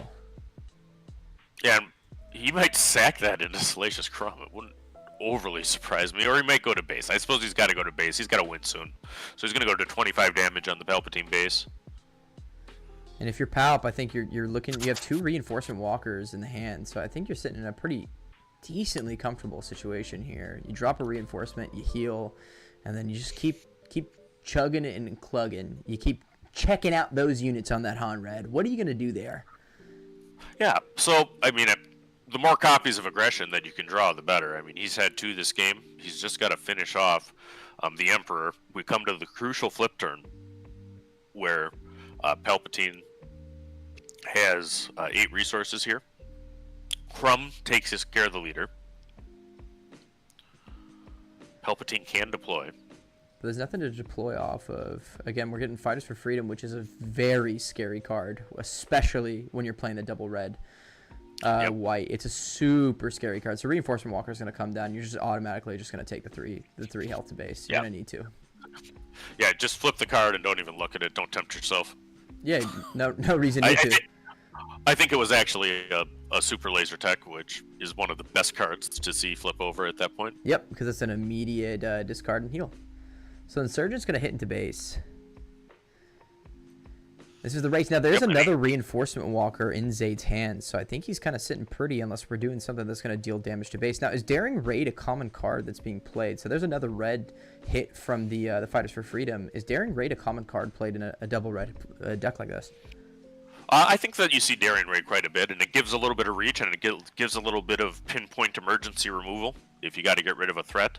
I think we have, 3 damage on Han's base, and we have 25 on Palpatine. Palpatine is looking to hold on for just one more little bit and stabilize here, but he's got actually a pretty scary ground arena that Han has built up. The crazy thing is, with 3 resources, well, they're already into the next phase, but 3 resources up. Oh, there's Timely Intervention. I think that's going to be a timely intervention. Oh, this is going to be a walker. Yep. That's going to be a huge play. He's going to heal 6. He just flips them all. He doesn't even think about keeping them all. Yep. Heal 6. Away you go. And you're killing it. He's going to go right on top of the Fighters for Freedom. That is the right play. So you absolutely have to. I mean, you got to think, if you're playing Daring Raid, you're getting damage on damage on damage on damage. So you just got to get extremely out of the range of anything that's going to finish you off. Yep. Anytime you can play a Reinforcement Walker where it can get played and then attack in the same turn. I mean, you're healing 6 or you're drawing 2 cards. And that's one of the reasons Piet's in the deck. And I think we actually talked about it there. Pelp has gone down to 19. So has taken himself out of 1 action kill range. And I think that actually might be the play of the game with that Reinforcement Walker right there. Now, the Reinforcement Walker should have taken some damage when it killed the Fighters for Freedom. You know, hopefully they marked that. Yeah, I believe they will. Now, the Partisan Insurgent is going to get the boost on with the red unit next to it, so it's kind of chugging and lugging trying to get that damage back up, but Ambush, there's that damage on that Reinforcement Walker. Ambush on Reinforcement Walker is a very nasty play. It's a super hard thing to deal with, and there's red 3. You're just gonna end up trading. Yeah. You're trying to. Yeah, he's got to trade the one with experience into it, so it does the 3 damage. But he does. You're just trying to trade as much as you can.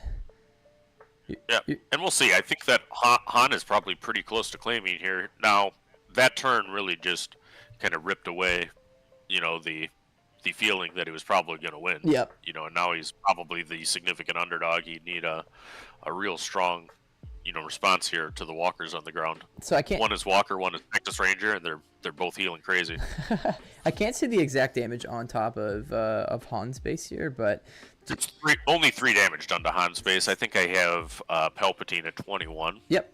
Damage. I see the 21. Yeah, we are in a tough spot, a tough road for Zach. I think if you're looking to, and you're just going to swing the Reinforcement Walker and continue to control the deck. Now, there is a part of this, and I think talking to a lot of mid-range, and especially control decks going into any deck that is trying to gas you, there's a part of this matchup where you kind of have to stop playing this control and start putting pressure on the base. There's a bit of mix. Yeah, he's got to turn the corner, and he doesn't yet.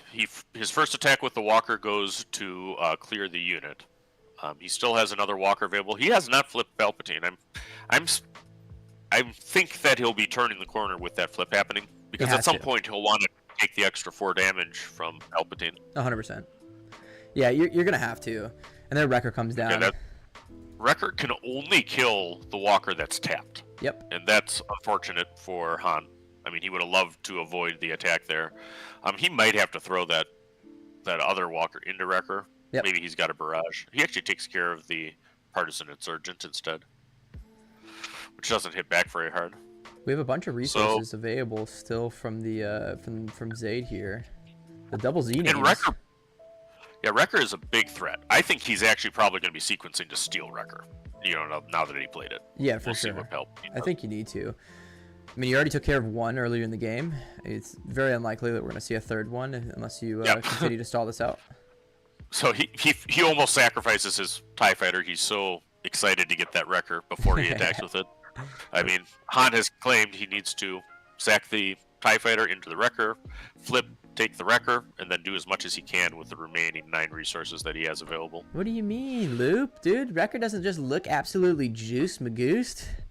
And Wrecker is now Palpatine's. And that's the scoop. You know, when he takes your Wrecker, that's about time to go to game 2. Now, Han Red might be able to significantly sideboard to help against a bigger deck. You know, I've seen some stuff there. Hey, Han 2 still kind of has that painful ramp ability that he has. Yep. So, I mean, he can put some more power into his decks that he wouldn't need against another Agromir. Yeah, and so here's something that's been really interesting in the recent meta and the Dallas local scene. There's a player who's been playing Palp ECL and has had a quite bit of success. Almost made top 8 at the Dallas PQ over the 30 health base, and has been using things like ECL Rook as ways to not only take down big units like Crate Dragon, but just another way to. And I will say, I played double green Palpatine. In fact, I think there's one of my league matches that I had on my Palpatine deck. It does use ECL. I really got in love with the Syndicate Lackey ECL into a big barrage line that Palpatine can do. So 30 is, I think, the more common base to be chosen for Palpatine, but there's nothing wrong with running an ECL, folks. I mean, you definitely need to have a deep understanding about your deck and where your limits are in that Palp double green, because if you're running the 5 health down and you're going against an aggro matchup that can reach, I mean, just imagine like Timely Intervention with Wrecker, both of those games, doing the overwhelm, doing the kill and overwhelm, clearing the board, or even if it was ECL as well. You know, you're dealing so much pressure to a base that it's very difficult to deal with, and I think that's where ECL can be a stick and a punch. You really have to understand where your heal and limits are in the deck are. Yeah, that's a great point, Britton. It's a gift and a curse. I mean, anytime you're running ECL, you better make dang sure that you're getting 5 points of health value out of it. So, I mean, there are some very, very sick plays that you can make by making things ambush that shouldn't ambush. I mean, the Reinforcement Walker that I think we saw in this last game is one of them, right? I mean, that Reinforcement Walker on ambush with a 1-cost Timely Intervention from hand. I mean, that really saved the game for Palpatine. I think Han would have had him, but for losing that Fighters of Freedom and then also healing 6 in one action. Now, let me ask you this question, Loop. Have you heard of the the Gideon Light Cruiser Snowtrooper Lieutenant play in yellow, where you sneak attack out a Gideon's Light Cruiser? Have you seen that play? Have I seen that play? You know, I appreciate your guys' notes, you know, checking it out. I'm probably the person that's played the most Moff Gideon games on the planet, and if it's not me, it's my boy Jamar. Shout out to taking Moff Gideon to the Las Vegas Planetary. But yes, I mean, Moff Gideon Yellow with Triple Dark Raid is a super, super fun deck. Depending on our schedule yesterday, I might run it in a showdown. I actually took second at a showdown last weekend with Vader ECL. Wow. Talking of ECL decks. And that's interesting because Boba Yellow, or Boba Green, excuse me, has gravitated from ECL to a 30-point base. My Vader deck went the other way. I went from 30, which is how I played set 1 on Force Ramp Vader towards the end, and really did well with that. Took down several things with Vader. Now I am on ECL because I think that it gives you a chance. I mean, you got to kind of be risky to ever surprise aggro, but I mean, the ECL can do it. There are things that do a lot. The IG-11 play, in particular, is something that Vader can do now. Well, clear 2 things on the ground while presenting another threat, creating a 3-for-1 usually. A fellow Vader player here. Well, we've had a lot of experience playing Vader together on some online platforms here, sir. I have one of my favorite plays actually that has helped me tremendously is been Timely Intervention Ruthless Raider into an Avenger. It actually instant pops an Avenger, which is some of the nastiest little tech that people don't know about. That if you just ambush that bad girl right into an Avenger, it will kill the Avenger. So it's pretty crazy. I mean, I've said this before. Ruthless Raider might be the best card in the game against Control right now. Oh, against easily. Particularly Villain Blue Control. Easily. And that's actually the late night chip. That's the spoiler of late night gaming months before the release of this game. So it's got a special place in my heart. Absolutely, ECL Ruthless Raider. That's also how you deal with the Boba Red Menace. Vader's kind of naturally good into Boba. He just lines up well against Boba Fett and always has. Boba Fett's armor really has kind of skewed that a little bit, unfortunately. But other than that, I mean, you have some advantages there. And as far as stopping a space attack, which you see often from Boba Yellow, and you certainly see from Boba Red, Ruthless Raider's as good as it gets. With ECL, that can just be obscene. So, Luby, let me ask you here, because we're getting from Kyle and from Jeff and Chad about Chaos of War. And if you're sideboarding into this matchup from the Double Red Han, I think that's an immediate answer. You're looking to try to get damage range right up the top end to end this game. You have to get to that damage range. Oh, absolutely. If you can run 10 copies of Chaos of War into a green Palpatine, that's what you want to do. Palp draws a lot of cards.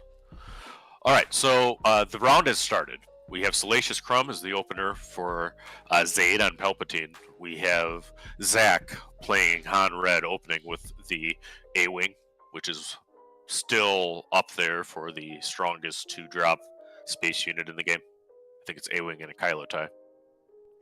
So there's going to be immediate damage on the base from Green Squad and A-Wing. Now, do you care about the Rebel trait at all in that Han deck? Do you think that there's anything about that deck that is like, hey, I'm going to throw some wing leaders down on that Green Squadron A-Wing, which will make it extremely difficult for Zayd to deal with? K2SO does come down with the 2 damaged.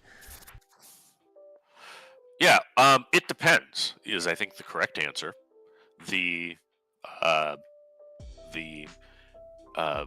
Rebel package, I mean, which is, let's be honest, the Rebel package is A-Wing, Sabine, Wing Leader, Fleet Lieutenant.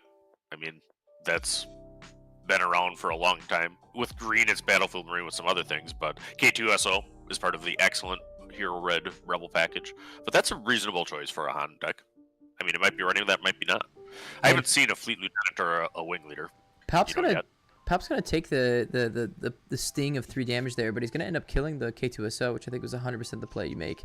You bounce the Salacious, you put him back down, and then you sack the Salacious. You get rid of that K2SO immediately. You cannot keep that on the board. Guys saying that the camera is very blurry. We'll get that fixed for you guys. We were trying to figure this out because on our end it's not blurry, but I understand that on stream it might be that way, so we'll get that fixed. And also, Rover, this is at Guardian Games in Portland, Oregon. We are live at Guardian Games. So you're watching the second round of Swiss, which is a 1-up-0 Boba Green, or a Palp Green versus a Han Double Red, set 2. That's exactly right. And we're doing remote commentary. I mean, we're always at the mercy of the Ethernet connection that's fueling it, but Guardian Games was really great. They have a guy in the ground, Alex, that's one of the TOs that's helping us out throughout, and they were able to provide an Ethernet cable. So the camera will go and throttle down and throttle back up, and they're working very hard to make it look as good as it can. The contrast certainly looks a lot better than it did round 1. So shout out to Leo and Justin, who I'm sure, working hard to. Says Justin has Boba on his mind. Yes, I do. I have Boba on my mind. Boba on my mind. 2 Green Squadron A-Wings are also on my mind. And Enterprising Lackeys was something that I was expecting to see out of the Palp first game, and we just didn't get to see it. I think that is one of the strongest double green cards. It being such a low cost 5/5 is unreal. Unreal. Yeah, I'll bet a nickel that we see overwhelming barrage on the. You have to. You have to. I mean, certainly if he has that play. I mean, that's what he needs to do right now, and that would be extremely strong. The Enterprising Lackey is a 5/5, and can Boba Barrage for 7, which is enough. It actually destroys the space arena of Han. And that's exactly what happens. That is, there's no question and contestation to that. That is exactly what happens in that line. So mail me that nickel.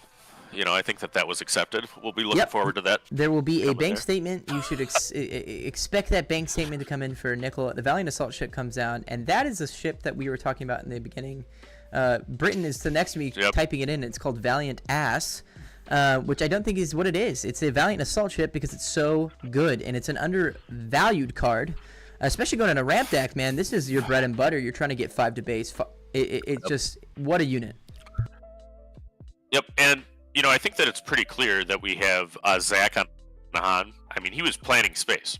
I mean, he's trying to get to the Palpatine in space. I mean, he had a gigantic board as this turn started, and unfortunately for Zach, the barrage from the Enterprising Lackey was really able to do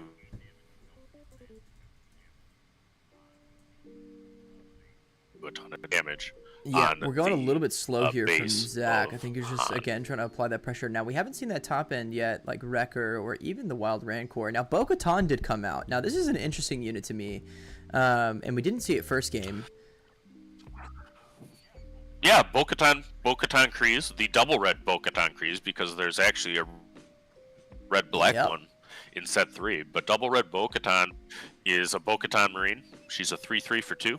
And if there's 15 damage on a base at the time she dies, for each one of the bases at 15, that she gets to draw a card. Yeah, now, I have... It makes me think that, they might be intending set 3 Anakin to be double red, because, look at the 15 damage on base. That's Anakin's thing that you see through. I mean, wouldn't surprise me to see a pretty good deck that includes Bo-Katan there. So we did get a chance to see Zayd's hand here. Now, that's 2 Emperor Royals Guard. We have an Emperor's Royal Guard, we have a Reinforcement Walker, and we also saw a funky little girl, which I like to call Fel the Dragon. Now, I know Fel the Dragon gets slotted in, especially in these double green matchups, as an off-aspect card and penalty for that. But why do you think the Fel the Dragon came into this matchup? Are you looking like specifically for Wrecker and Poe, and that's why the Fel the Dragon came in? Yeah, I think it has everything to do with Wrecker and Poe. I mean, and Rancor. I mean, I would be expecting Rancor. We haven't seen one yet, but I mean, that's too good of a card not to play for Han. Playing that on 5 is just obscene sometimes. And boy, could he use a Rancor right now to clean up that ground arena. Yeah, and then Piet coming out at a resource range around 6 is going to make it very scary, especially because we know that there's a Reinforcement Walker in the hand, and there's just not enough pressure on Palp's base, on Zayd, to feel like he's going to have to play that out. Now, Tech does come out. Now, Tech's a sneaky little baddie, and Palp's just going to go ahead and sack the TIE Fighter and kill the Bo-Katan. And killing Bo-Katan while at 14 damage, so he doesn't get to draw a card. Take it away. But Piet really does 2 things. It enables the play you talked about. Anything that's 6 or more could resource. So he might have like an ATST in that deck. I've seen that before. Certainly has the Reinforcement Walkers, which saved the game for him in a real tough situation in game 1. But the Piet also makes that Emperor's Royal Guard a Sentinel, because Piet is an official. Yes, I'm wondering... Now, he did get rid of the Darth Vader in the resource range to bring in the Enterprising Lackeys, and that's a part of the Enterprising Lackey ability.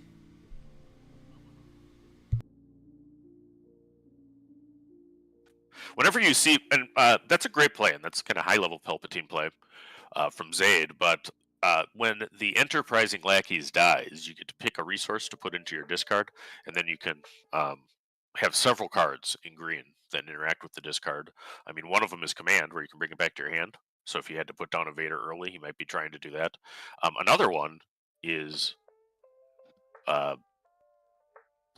And it looks like our stream, at least to me, just went to the Boba Fett later. Boba was on our mind. Boba was on our mind. Sorry. Yeah, so you got to get control of Justin. He's really got a Fett fetish, as far as I can tell. I'm sorry, guys. I'm sorry, guys. It's on. Get that guy under control. It's on my mind, man. I can't stop thinking about it. I can't stop thinking about. We have a glorious. Oh, Piet to base for 1. Now that is some sneaky nothing. Absolute nothing. That is called a dirtle, my friends. Dirtle, and that is what's going. We might actually have a sacked Piet next. I mean, who knows what's going to happen? I doubt that. But he just wants to see what Han's There's going to no do. way. I think he's looking for Han to play out like a Wrecker or something. Moises can't get away from these Bobas. Nope, you guys love them, and I got that Fett fetish according to Loop. So, and Maul comes down. Double ambush. Actually, guys, if you guys don't know, double ambush is a real thing, and it means that you can ambush twice. And don't listen to me, because that is a joke. So Maul is going to go ahead and ambush into to Han Solo and overwhelm for 1. So the cries of 1,000 judges in the judge Discord, just off all at once, is there's great disturbance in the rules. I'm really trying to get national stream. Trying to get a showdown. I'm trying to get a showdown judge call where someone goes, "Hey, I'm trying to play a double ambush play here." See what happens. Yeah. Now we have 4 damage on top of Zach's base. Zayd is just in control city here. He's going, how can I take care of this control? Yeah, and actually in the pool of contestants today in Portland, I do think we have the Gandork Nicholas Nelson, probably on Big Gar Saxy. You know, so he might come over and just flip table 1 if that kind of stuff still goes on. Dude, now he does an excellent job keeping everybody on the same page. 2 Valiant ass ships, and that's a really big thing here, especially if you're going to go down the resource range against the Palp. And I think both games we have actually not seen ramp out of this Palpatine, almost both games. Yeah, and I think that he might have sided some out. I mean, it wouldn't surprise me that he sided out his resupplies because it does nothing to your board. Palpatine's never going to side out super laser tech. It's just, better in Palpatine than anything else. He's got to find an answer for space. I mean, you have 2 saboteurs in space. Let's see if Han goes up. I think Han will stay at 6. You have to. Palp's got to go 7. Yeah. So he's got to play to his outs. He can do 10 damage if he has less resources than Palpatine. How this works is the player with initiative actually has to decide and resource or not before the player with. So. Yeah, it's the active player. Heroic sacrifice for big heroic 7 into base and a card draw. This is where Zach says that the turning point has to turn and he has to make that happen. And we're at what 24 damage on that on Zayd's base here. And Zayd is doing well to keep track of both players' damage on a pad to his right. He plays a reinforcement walker with Piet, so it's ambushing over the Peck to clear the tech. And he again heals 3, so undoes 6 of the 7 damage that the Valiant Assault chip. Yeah, that's out. a frustrating one to deal with. I mean, you got to be dealing with that Piet at that point. I feel like that's one of the plays in the aggro matchup. I mean, it's hard to deal and get over the Emperor's Royal Guard in that sense, but it's one of those plays that you're trying to get past because you can't allow a reinforcement walker, or you're trying to force a timely intervention at least. Is that resource up? I mean, you just can't allow something like that to happen to continue going forward. Yep, and I see D-House from Unplayable in the chat watching from a hospital room doing the distraction. Our prayers are with you, buddy. Absolutely. D-House actually did commentary in Baltimore with me and dealing with a family medical situation, so community's rooting for you. Yeah, absolutely. Fighters for Freedom is going to be stolen by Palp. So it's Fighters for the Empire now. Valiant Assault Chip, from Fighters Against Freedom. Fighters Against Freedom. But Palpatine's at 27. I mean, a Chaos of War could end the game. Chaos of War could end the game, but look at that nasty little dirty ground unit side of Zayd right there. I think if you're out there, you're getting closer and closer to lethal if you just get one turn of swinging. Now this is the turning point, exactly what we talked about earlier, is that you can't keep controlling the entire game because you're gonna run into plays where you don't have the optimal line, and they're gonna have a better play than you half the time. Well, I like big boards, and I cannot lie. And, Palpatine sure has one on the ground arena. Looks to be representing, 13, 16, 19, 23, and can't forget Piet for 24 damage in the ground arena. Hoy says the Empire did nothing wrong. There's a lot of green on that ground side. It's looking definitely like Shrek. And it's looking mean and nasty. Yeah, Palpatine decks are like onions. They have a lot of layers. Yeah. On the ground side. Yeah, absolutely. Now, I know from set 1 there was a lot of Gladiator starships that were slotted into the palpable green. Now, I've seen some updated lists, and I've started to see less and less Gladiator starships, almost one-ofs in decks. Do you think that's a reason why? Yeah, well, I mean, I think that just better cards. I mean, sure. So the ones that are kind of towards the fringe, there's a cut line in every deck. Yep. I mean, some of them's there. Wrecker clears Maul, taking out the biggest attacker that Palpatine had. Palpatine is teetering. I believe he's at 25 damage on base. Yep. We don't have the late night dials there, but the supplied commander dials, for us. Do you just... I'm actually probably just going to send some late night dials to Rebel Trader, who does such a good job on, getting to streams. So that we have the Emperor created millions of construction jobs. Guys, this is a Rebel stream, all right? We're not an Empire. Oh, well, you got at least one Moff Gideon enthusiast, coming out here. So one of the best things to do with Moff Gideon is you beat a meta deck, which it does because it can punch you and it can high roll. But if they start getting salty, you instead of good game, you drop a Log Live the Empire. Actually, they usually just crack up, at that point. So, I mean, if you're in Zach's position here, Loop, what are you looking for? Vader comes out. There's not even a question. What are you looking for to get out of the situation? I mean, look at that ground side of the board. It just Salacious Crumb comes out of the Vader. It's a ping 1 heal, and now you're going down to 23 health. It seems, or 23 damage on base. So, it's tough. I mean, I think that the options are damage from hand. He's just got to do enough damage to win in a hurry. I mean, Han 2 in red cannot ECL, so he can't damage unless he has timely out of hands, and he scoops. He needed a For a Cause if the deck has it. He needed a Chaos of War if the deck has it. So what a great game, Palpatine. Beating an aggro deck through some wise plays and great use of Reinforcement Walker has got to be the MVP absolutely. of that game. I mean, having multiple in hand both games at that top end. I mean, he saw it more than he saw Maul. I mean, he's literally shuffling through his deck here. I feel like we didn't even see a single command. There's Palpatine's Return, which seemed to be in the sideboard, and the Fell the Dragon. But I mean, there's no even purpose of throwing down most of the Sentinel. Emperor's Royal Guard was actually pretty gas, and then obviously I think the pressure from Piet is something that you can't understate. I think that's one of the units that in set 1 specifically, every single time I saw Piet hit the board, it was one of those things you have to kill. Why leave it on the board? Why even leave the pressure? And you could use that to your advantage. And there's some of the Rebel package there from Zach. He had the Crate Dragon on his top end, which I did not expect. I thought he was going to go full aggro, but the Fleet Lieutenant coming in for the Rebel package, I think you just needed to pull more cards for more pressure on base to continue hitting the base, and then you're looking for cards like Chaos of War or things like that. I think we're ready to. Yep, and it's actually kind of nice. We still have the stream table on. We can see the sideboarding decisions that the people made. I see that the Palpatine Return did come in. Yep. It looks like it came in for Palpatine, along with 2 Fell the Dragons, which was a response to, as you said, Poe and Wrecker. Both players. That was a really entertaining game to watch, as Moy in the chat said. I think it really was fun, and that is a completely fet-free, round 2 for you guys. So I'm glad that we were able to do that. Disappointing. All right, we're cut back over to the commentary desk, and then we're going to prep in for our guest commentary right after.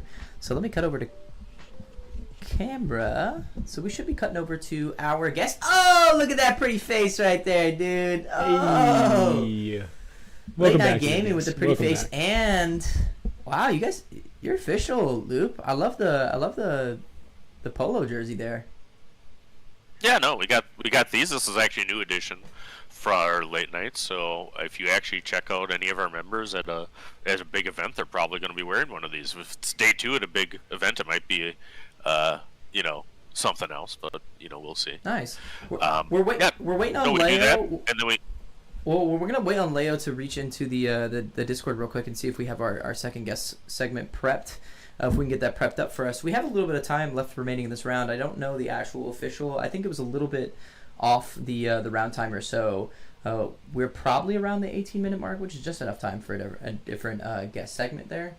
But Palpable Green, man. To me, in my personal opinion about Palpable Green, I think the deck was really good, and it was really exciting to see that deck exist at the beginning of the meta. Now, I expected that deck to start just diving down the ranks as the meta got very both ends, right? Like, I think having a super aggro deck is going to start beating that Palp Double Green, and then having a super control deck, something that's going to out control that soft control or like semi-hard control deck, is going to also beat that deck. So I thought I would see that deck less and less, and I feel like every PQ I'm starting to see, maybe not so many in top 8, but a lot of deck lists being played. Yeah, so it's interesting. I mean, the thing about Palp Double Green is it just really has a tough matchup into Sabine ECL due to Wrecker and Poe. So I think that's a meta call by the excellent Palp player, Zaid, I think was his name. He's probably looking to, destroy Boba Greens and dodge Sabine. I mean, that's really the game plan if you're a Palpatine. Though, I mean, Palpatine can beat Sabine. Vader can beat Sabine. I mean, you play the matches. I don't think that anything is much stronger than really a 40-60 in very good player hands. For sure. People get this perception that decks can't win. They can. I mean, that's why you see the same people at the top tables. of all of these events. Yep. But I mean, you really got to know the line. You really have to, put some of the effort into tuning your deck for the decks you'd like to see, knowing what cards you need to be resourcing against certain matchups, and going from there. But it is in large part the aggro decks that provide the opportunity for the abundance of mid-range right now, because if nothing keeps Palpatine away and nothing keeps Bosk away, Bosk Blue, those mid-range decks can have some big problems. So before we move into our guest segment, as we prep in to get Mark up, I want to talk about a few things here. One, as we kind of run through our audio technical difficulties as we're kind of getting in the early stages of this event, things are going to get climb and get better and better, and we'll figure out some stuff as we continue going forward. One, we want to just say thank you. One, as for us, is even reaching out to us to give the opportunity to do something like this. We appreciate it a lot. You are such a hard worker and a valiant worker for the community, especially when it comes to the competitive side of things and bringing people together to learn about decks and the game.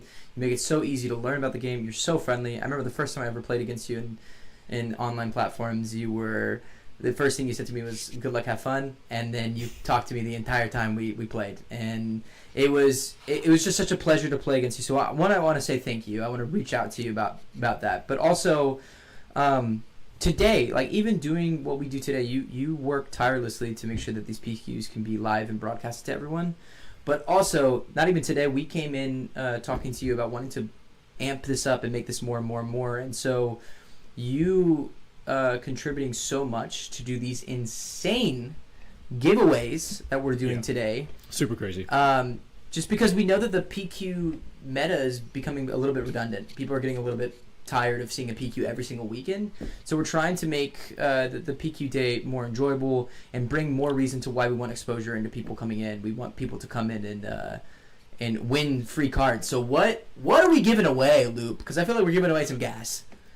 Yeah, so as far as first off, you're welcome, and I very much appreciate what you guys are doing too, because it's close to my heart that we have good coverage. I think that the esports angle is great. I mean, it wouldn't surprise me that both of you guys are league nuts, because it's not actually my preference of games to play from that developer, but I know that it actually has great coverage. Yeah. And the way that this game grows and it takes off from where it is now is everybody locks in. I mean, people need to be able to see good players playing great stuff. Yep. And it really is cool. So shout out to you guys for your work at the Dallas PQ. Thank you. I actually just texted you to try to get some tips on some of the things you were doing with your overlay.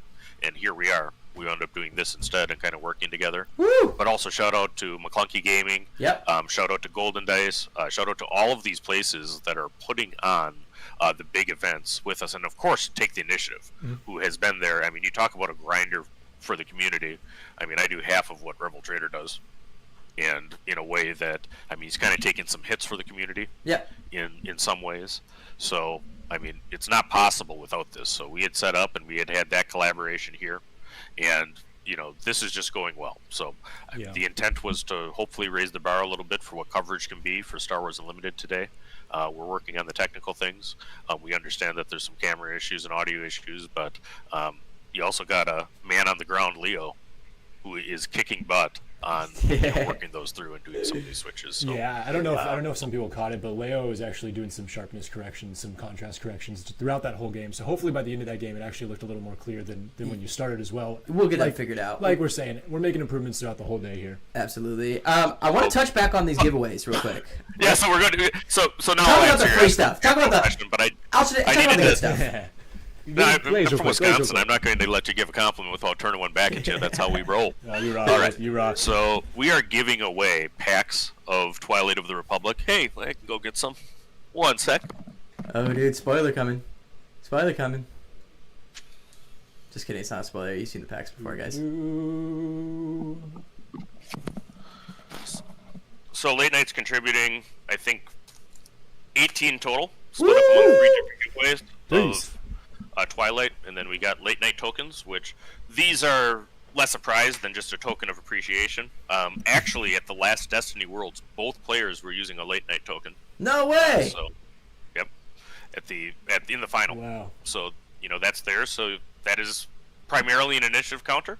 And the other thing is with the late night token is you can flip it for initiative, because you know what a coin cannot do is tie. So you people rolling d6s out there, there's a better way. Ooh. That's a hot take. That's a hot take. And by the way, 2d6s is also highly likely to tie. I play craps. I mean, 7 is very likely. That's not a word you can say when playing craps, but I mean, come on, folks, do things that can't die. If you're going to use one dice, call odd or even. Then at least you have if there's anything I know about the craps table, it's don't even mention anything about the dice around the craps table. Otherwise, you're going to get your head cut off. Yep. Though you can play dark side in craps too, so that's something that I've done. I had Vader on my heart. Vader on my heart. Let's go. We got some initiative tokens. I know we have some. We have a mat too. Mats? One of our mats, to the final champion. So yeah, I think this giveaway stuff is cool, and shout out on that for to Fantasy Flight. Yeah. They did provide these packs that were given away. As part of some content that we're doing. We had some more than the number of players that we have, with the press kit, so we decided to just pass them on down to the people.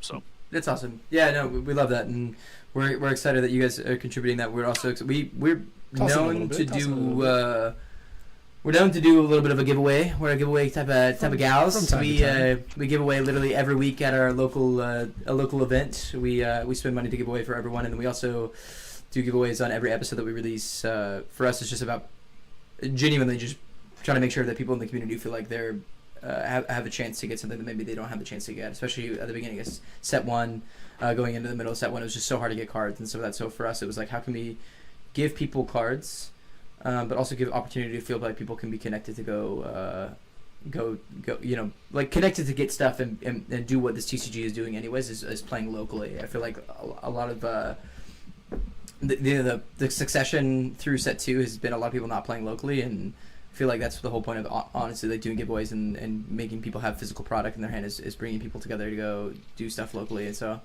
personally, yeah, and the OP packs that you get for any local event are great. Yep. I mean, I had a blast at a showdown last week.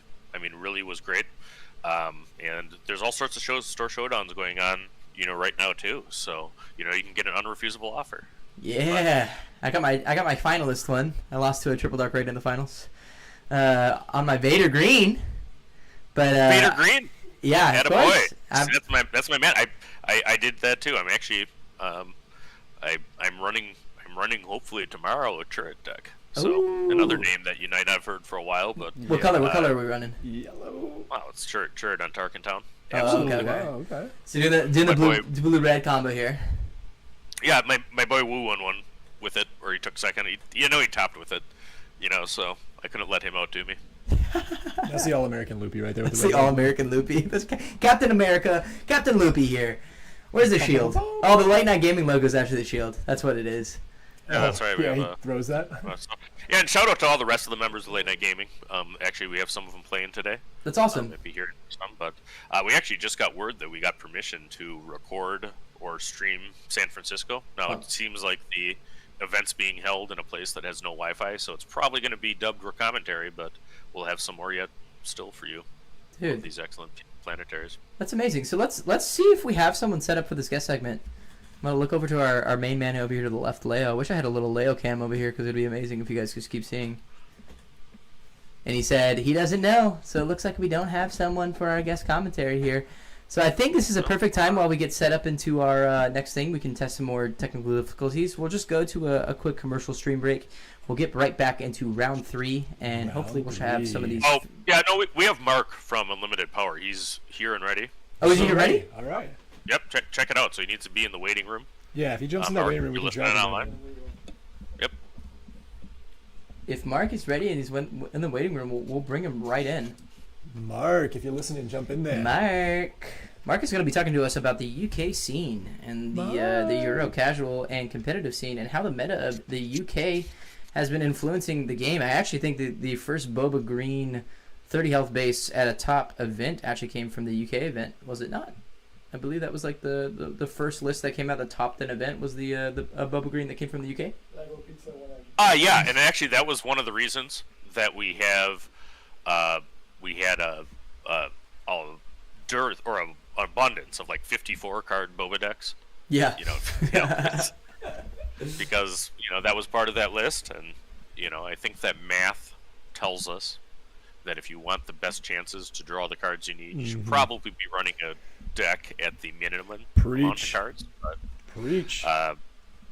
doesn't mean that that guy didn't have a great insight, because really how Boba Green in set 2 is functioning is it's the best use of Boba armor.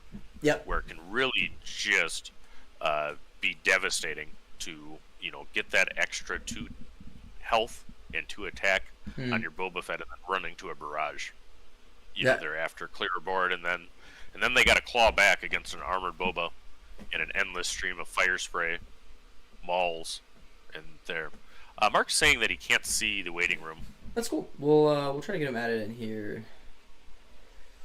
That line when that was first kind of like really heavy into prevalence was something that I was just unaware how crazy that line is. Boba Fett's armor into overwhelming barrage in the same turn. It actually hard stomps the aggro matchup. What is we're trying to get what is Mark's Discord? Mark's username? Discord. Is he what it is into the private channels? He's in the guest lineup 1 chat. Yeah, I have him. So, yeah, Mark is ready. So it says no access. I did actually have the Discord channels disappear on my side too, for a while, so you moved me around. So, you get all sorts of things when you do, live content. It's really cool, but I appreciate all the things that you're doing. And Mark is making in this work. the Discord. You just need to add him in. Okay. That's his username. Okay, gotcha. We're getting him added in right now. Yep, there he is. All right, you should see it. By the way, Loopy, real quick, you can see my screen. We think, this card set 3. This card set 3, guys. Let me look. I didn't pop you up, so I was not watching. I was actually looking at Discard. What is the card? Admiral Akbar. This card set 3. Oh, you're gonna make me go upstairs and get my gigantic Akbar, because I also have a gigantic Akbar. This Admiral Snack Bar right here, I think he's gonna be hitting for a lot with some clone tokens there, doing some crazy clone token stuff. Yeah, so you have an ability in set 3 to go wide that didn't exist before. I mean, you have the esteemable Captain Rex, who is right up there on my list of favorite Star Wars characters, that actually has a legendary unit that creates tokens, and I think that he buffs them, so that'll be things. And then that kind of a deck, why not Akbar? Why not?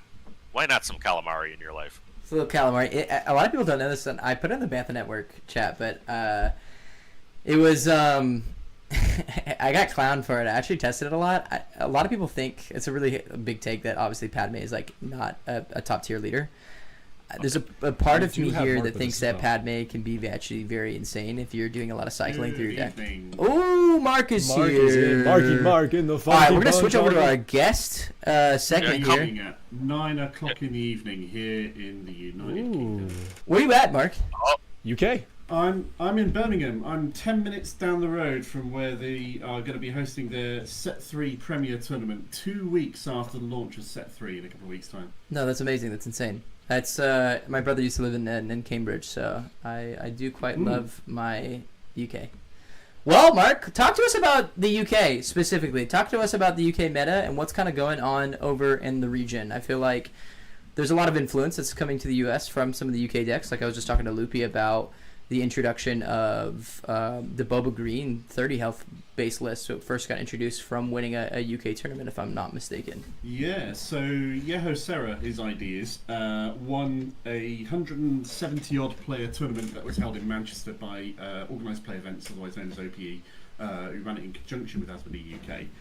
And he made headlines not just for winning with Boba Green, but also, get this, a 54-card deck. A 54 card. Right after we were dumping on it. Loopy was talking a little trash about not being efficient there. I personally like to run a little bit of a 51 card deck. People like to trash on me like that for that. I think 51 cards is pretty nice. Oh, I'm a minimum deck player for sure. He got a lot of controversy off doing so, but obviously props to the guy. He took down 8 rounds of Swiss and then a top 8 cut afterwards, beating Bobas all over the place, beating Sabines, beating Palpatines on the way up. So. And he wrote a huge article afterwards, so props to the guy for taking it down. Yeah, that's a lot of work. So talk to us about the UK scene currently and what kind of events are going in. There was now the PQ today that Boba Red won. So we've had 3 PQs run, one this weekend, one the previous weekend, one the weekend after. The first thing you got to bear in mind is compared to the US, I could drive for 2 hours, 2.5 hours, and basically reach almost every event in the country. There's obviously a huge amount less people here than there is in the US playing the game. But it's a lot more tightly concentrated, and so all the efforts that people who want to run the games and events, all the effort they put into it goes into a much more sort of concentrated area. The second major factor is we got 2 professional companies running Star Wars Unlimited events. The first one being OPE. They ran the Twickenham event 2 weeks after the launch of Set 2. They ran the Manchester event 6 weeks after the launch of Set 1, after Set 2. And they'll be running the Birmingham event 2 weeks after the launch of Set 3. They also ran the 3 one-day events that happened at the UK Games Expo. And there's another company called UKTC who run a lot of Warhammer tournaments in the country for the past 7 or 8 years or so. And they ran a 1K in Leicester for 100 players, and then a couple of 1Ks in London as well, which wound up with a turnout of 40 players for a number of factors at the time. So the fact we've got these 2 professional companies running Star Wars Unlimited events with massive prizes, one of them with huge prize support from Asmodee UK, really early on in the life cycle of the set, I think goes some way to making what happens in those really, really large events public and shared across the pond to yourselves, and hopefully we might be in an influential position, who knows. Yeah, well, so I didn't know too much about OPE, and I feel like exactly what you were just saying. I'm constantly seeing new and more involved, extremely high-end tournaments, especially of Europe. I feel like the difference that we're getting in the US as well is we're not getting like 250 people tournaments, where it's like the same thing that happened like Barcelona, which was like a massive player-based tournament. And I also like, a lot of people don't know this, but I'm originally from Europe, so I have a lot of friends in Europe, and I grew up in Germany, so I'm full German and I speak German, and then I moved here when I was a kid. So I have like buddies and stuff that I follow through Star Wars Unlimited in Germany, and they're just traveling all over the place, obviously because it's so easy to travel over there anyways. But yeah, you get these like crazy 250 player tournaments in Barcelona, and then here in the United States, even with our PQs being at 120 cap, I think we're constantly seeing a lot of like 95 player tournaments or like 115 sometimes. It was like 100. It was like 50 something or 60 something in Colorado, wasn't it too long ago? Speaks to the concentration though. Yeah, for sure. It speaks for the concentration. But what do you guys like, Mark? For you, what do you think is the reason why Europe is getting these like massive concentration of players, especially? So I'm more. I'm more focused on the UK side. I'm really interested in building the community for UK. I do a lot of results videos for events in the UK, shouting them out, collating what the meta's like in the UK mainland itself. If you want a more broad Europe focus, then I believe the guest coming up in a segment or two, Thork, being French national but living in Republic of Ireland, is a lot more clued into what's going on in the European mainland than I am.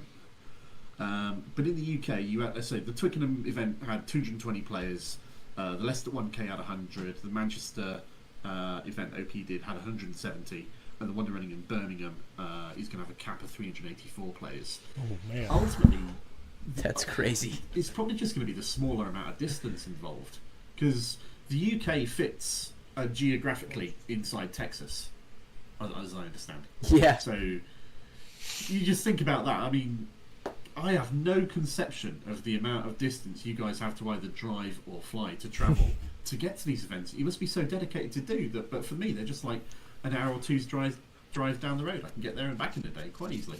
Yeah, I mean, for our Dallas PQ, we had people coming from all over. We had people flying in from the north. We had people driving 4 hours within Texas just to get there. Yeah, Texas is an unreal drive. Living in Texas, you can drive 8 hours through the state and still not be out of the state. Oh, yeah.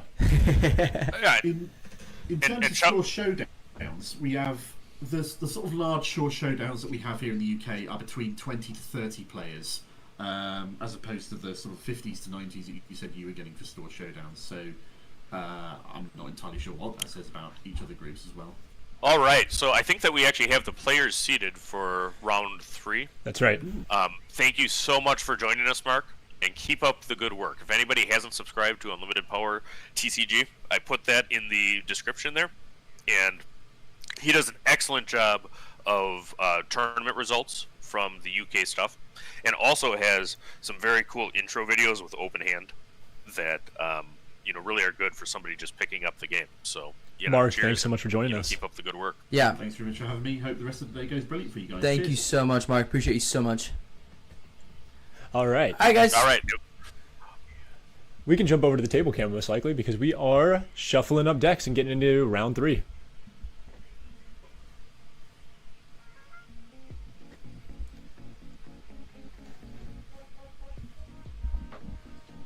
And it looks like we have a Grand Inquisitor blue versus a Luke yellow. This is actually two off-red decks. Not a Ray yellow, actually, Loopy. It is a Luke yellow. Oh, that is Luke yellow. You are right. Yellow. You are That's right. a little callback. This is literally a set 1 matchup right now. I don't know if y'all know this. So this is like. Did this boy just run the starter into the PQ? Is Levi running the starter into the PQ? Oh boy! And I would expect the starter and being on this table for the 3rd round, that would be a 3-0 Luke yellow. If we had the deck list, I would love to see if that was actually a starter. I highly, highly doubt that. But... The only upgrade he made to the deck is the hyperspace base. The rest is the starter deck. Would you imagine doing a starter? I feel like the first time I ever played competitive, I just ran the Vader starter deck, and I lost all games. So. Oh, I actually play the starters still. I typically will go to a starter deck. I have a starter from set 1 that if I'm teaching somebody the game, I like to teach it on the starter. And I've actually run into locals on the starter, just to flex. Yeah, I keep the Luke Invaders pre-built as well deck. to play with new people. I think the decks. I think the decks are great. I think the Vader deck I actually like a lot because it's very unit heavy. Getting pre-release flashbacks. Someone says, "Oh, dude, I remember honestly like when Grand Inquisitor Blue became such a big thing.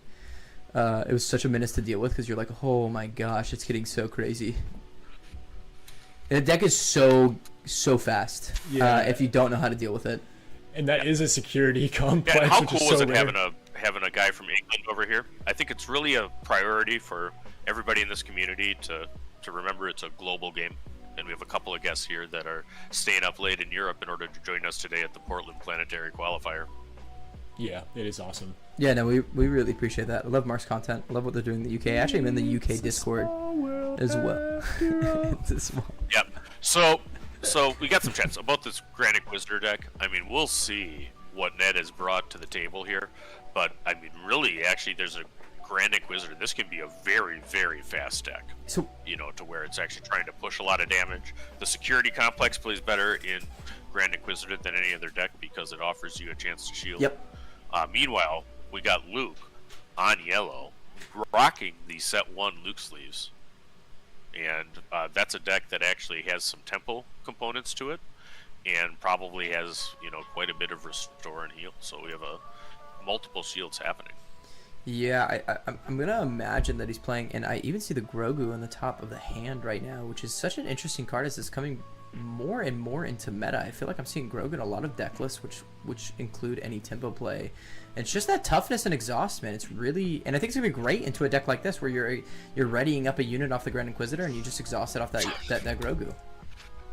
Yeah, and we had a flying Hyloban Enforcer for a moment there.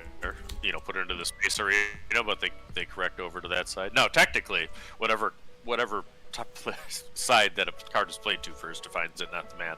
But we appreciate the guys. So Hyloban's gonna go ahead and get readied up by the Grand Inquisitor, and it's a great unit with a bounty here. So, but I just don't see a world where Levi's actually trying to. And there's a desperate attack right off the rip, and he's just gonna go ahead and kill the Grogu, and I think that's the right play. Get mad, Grogu. I have a Grogu right next to us. No frog for you. No frogs for you. Yeah, I think if you're Levi, where are you trying to go with this play? I mean, it's a really smart play by Ned. It's just trying to control that. Grogu's a problem. Grogu does a couple of things. I mean, one thing Grogu does is that he exhausts things, which is real bad for Inquisitor, right? Because he actually has things that pop up late. The other thing that Grogu does is it wouldn't surprise me seeing the Luke deck running things like the Force is with me. Wouldn't surprise me seeing the Luke deck running Jedi lightsaber. I mean, he does have the Force take, so a Grogu with a lightsaber is something that is a terrifying concept. I mean, Yoda's 3 damage, Yoda's always a great unit to drop here, not only because of the restore, and there's going to be so much that's happening, especially the Grand Inquisitor awakening that fifth brother. It's just going to be really hard to deal with.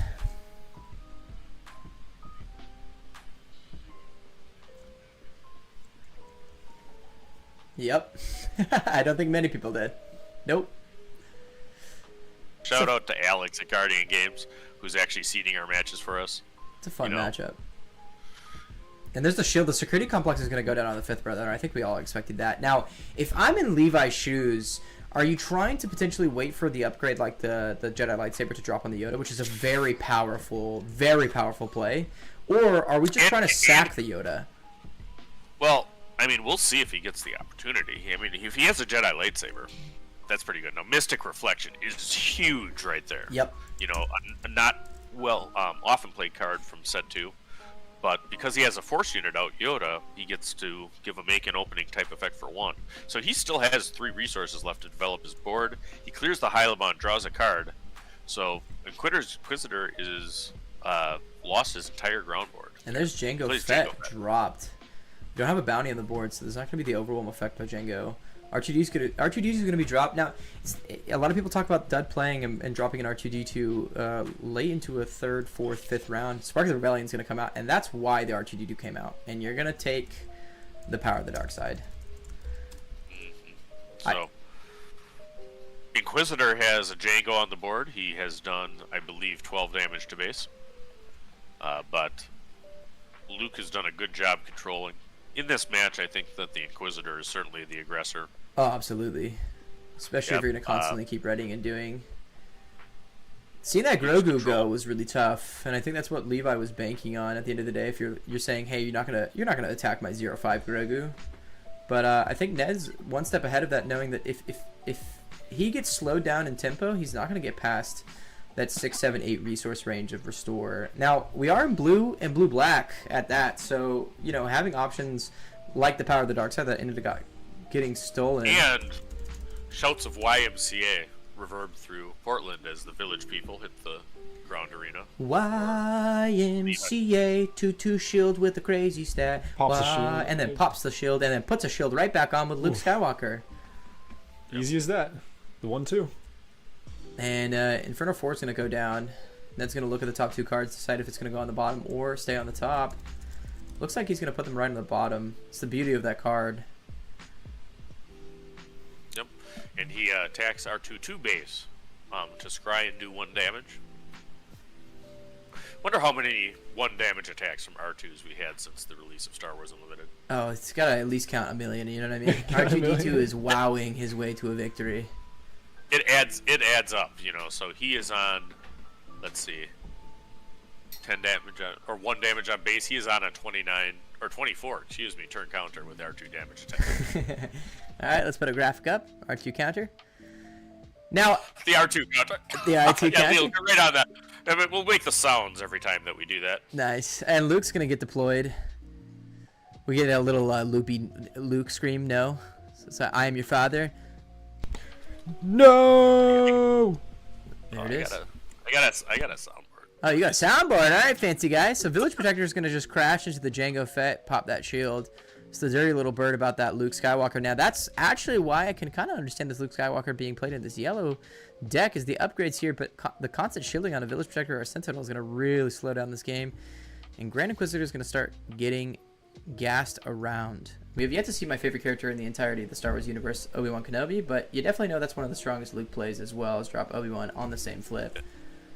And meanwhile, he drops the strongest Inquisitor card, Clan Challengers, which is just real strong in Inquisitor deck. So I'm not seeing what that card that just got played there was, because it's on the edge of the play space. It was the Force With Me. Is the Force With Me, which is a 4-cost event in green-white that goes. Here's some R2 sounds. Yep. Hey, there we go. Every time it hits, you gotta do that. We got that. We got it.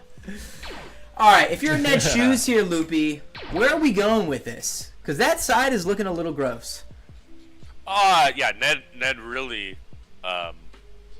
has asserted dominance through YMCA chants of the ground arena, where you just can't get through that Sentinel. And Inquisitor has got to find an answer. He's got to find a saboteur. I mean, and we were talking about, I think actually, to use your point about the set 1 Force Red units. Yep. You know, Seventh Sister. Some people consider her bad, but I mean that's exactly what he needs right now to take care of the village protectors and there. I don't know if it'll actually still be in the deck. Seven Sister is you know, that's the funny thing is like she really is only really that great into the Grand Inquisitor play, and especially if you're going against the Sentinel play, and that's the one thing that's going to stall this Grand Inquisitor out. But keep in mind that the Inquis is up 18-3 on damage. Just a few R2 attacks. Oh wait, I forgot to do my thing. JD says Luke should have a shield. Luke actually crashed into the clan challengers, so it does not have the shield. But was able to clear a very, very dangerous card. Yep, absolutely. You need to. Yep. And that's the power of the forces with me. Actually, I love that card. Oh my lord, I love that card.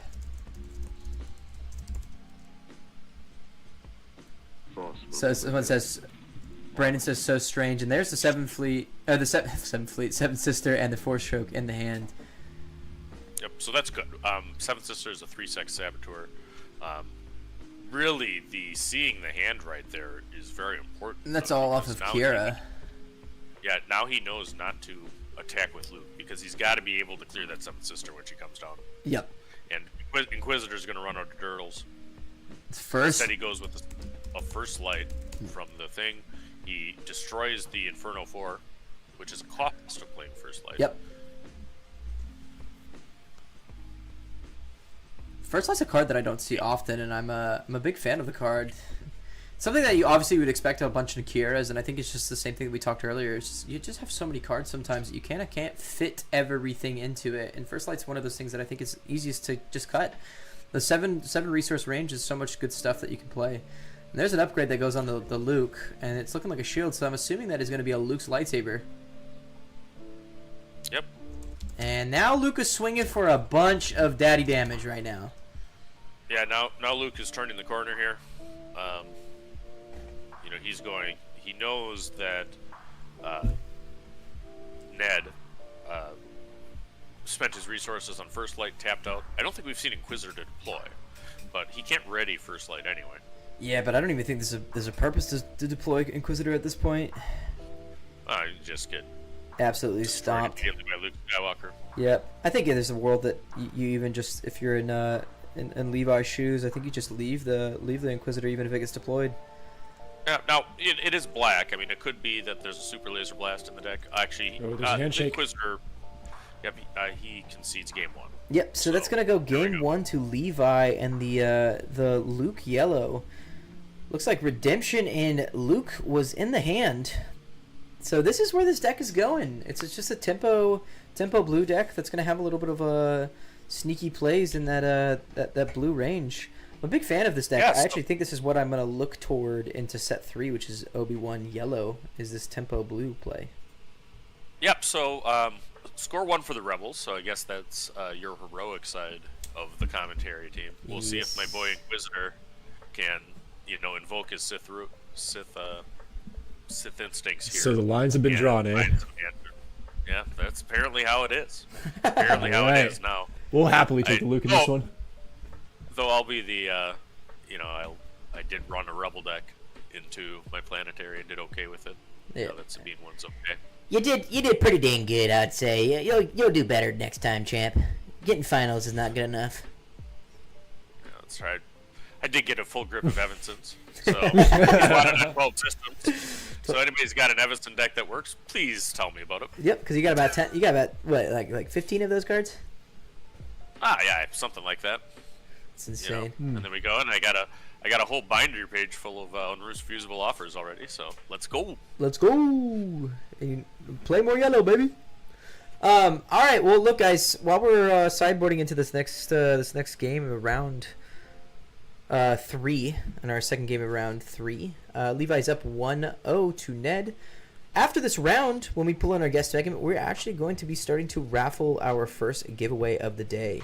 So I just want everyone to say, hey, tell your friends, tell your mom, tell your grandma, tell your buds, if you want free cards, if you want the opportunity to get some free stuff, and we want to give back to you in the community, both from Late Night Gaming and from the Bucketheads.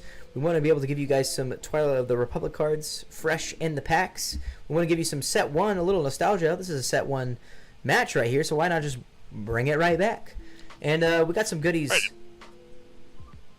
I just posted a picture of, some of the giveaways we're going in the Late Night Discord. Anybody who's not in the Late Night Discord, please come hang out with us. Yep. We're doing good. Let's see, I think we're at like 498 last I checked. Nice. Hop in there, come hang out with us. And I do see a comment in the chat that says that Levi's really, really experienced on this Luke deck. So I would love to see a little more information about that. What's his history with this Luke deck? Has he been playing it all the showdowns, winning these showdowns with it? What's going on there? But he is up in game 1. Alex says goodies. Yeah, baby. Absolutely. Get it done. If you know something about these players, check us out. And my boy Symbiote, who is the master of memes. Yep. I see in the chat. What's up, Sim? How you doing? Guys, we got SWU goodies. SWU goodies. There's a the link to the Discord is down in the bio, the description of the stream itself. You guys can head down to the description and you'll see both Discords, both YouTube channels, and the website for Late Night Gaming.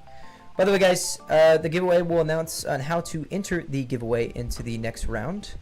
But please tell your friends. Again, if you guys want an opportunity to win free stuff, we want to give back to you. We're super excited and happy about doing that. Hop in, win some free stuff, and we're super excited about it. Loopy goes ahead and links his Discord there. You can check it out in chat, guys, for the lazy folks. That's me. I'm with you, too. Whenever I get a chance to be lazy, I like it. Had a nice slow morning here as I prepped for the commentary. You always want to be fresh as we go, and we hopefully we'll have a little bit less of a commentary day as I did on last Saturday. But I really love seeing all of this happen, throughout the country, throughout the world. They are shuffling. They've made their sideboard decisions. They've adjusted their decks. We're seeing both of these go. A note on that. One thing that I mentioned, but since I have so many people here, if you watch the final of Chicago, there was a long period of time between game 1 and game 2. I always do a pile shuffle, which is the 5 piles between the games. I almost started with an illegal deck. I had screwed up my sideboard, so I had 47 cards in it, and my pile shuffle caught it. And that's actually why that game took a little while to go. But one thing for players going into these events, you have time to shuffle, you're going to be shuffling anyway. Why not do it in a way that checks your card So count? Moy has an update on the infamous Levi Luke yellow deck right now. I'm going to let Britton talk about what this update is. Yeah, so the Moy's comment says he's been on this since Set 1 and has won showdowns with it. 4-3 last week at the Seattle PQ, so this is not even the first PQ with this deck. And there was an unfortunate game loss due to forgetting to de-sideboard, actually. So that might have been a technicality that he got, actually, the loss on. That's harsh but to see. As we can see, Levi here on the Luke on the top side of your screen, he has been playing this in PQs. He's won a few showdowns with this Luke yellow deck, and he's been on it since Set 1. I'm sure he started with that starter deck and built it from there. I mean, a lot of core Luke yellow cards, right? Love to see it. Luke Skywalker is a good deck. I think that actually Luke Green is a deck that not a lot of people know. It does pretty hard counter Boba Fett. Oh, it's so good. It's so good. It's so good to Boba as well. And guys, before we jump into this game here, we see cards at the table. What is Ned looking for to switch up here? How is he going to switch up his gameplay to come back and get the leg up on Levi? It's big damage. First, he doesn't have to deal with a Grogu to start, so that's good. He's got a First Legion Snowtrooper, is I believe the name of the card. Yep. Which is one that overwhelms if there's damage on the defender. It's a card that we don't see often. Now, Kyle in the chat is saying the judges in Utah told him if he did a pile shuffle, which he always does, then he's required to do at least 7 side shuffles afterward. Never heard of that? That is very particular. Always listen to your judges. Now, to the judge that thinks that you can manipulate a deck doing a pile shuffle, that's one thing that I think that's probably not right, because I know how to manipulate decks. Yeah. Being a former poker player. But, it's always listen to the judges. I always do side shuffles after, but, one thing the pile shuffle does as you do it is if you have at the end, 5 piles of 10 cards, you know you have your 50 card deck. Yep, absolutely. That's what I also do as well. Starkiller says I love playing Luke Green in set 1. Luke Green is a gas deck. Actually, it's kind of surprising that a lot of people don't play it more often. But into this game now, Ned has 3 resources. He's tapping 3. He's going to put Punishing 1 down, which is a card we did not see in game 1. Ezra Bridger comes down. Oh, hopefully he's not going to Force Lightning anybody. Dude, where's the stun gun when you need it? R2's got a shield, you know, from Luke. Luke, his leader ability, of course, is exhaust him and pay 1 to give a shield to a unit you played this turn. So he kind of likes to play behind curve. Yep. Yeah, you're sacrificing a little bit of that tempo just to make sure that you have units that have creature stability, and that's a big deal. Yep. And Punishing 1 comes in. He's going to do attack this turn. Ah, I missed my R2 attack for the soundboard. Try to do better, folks.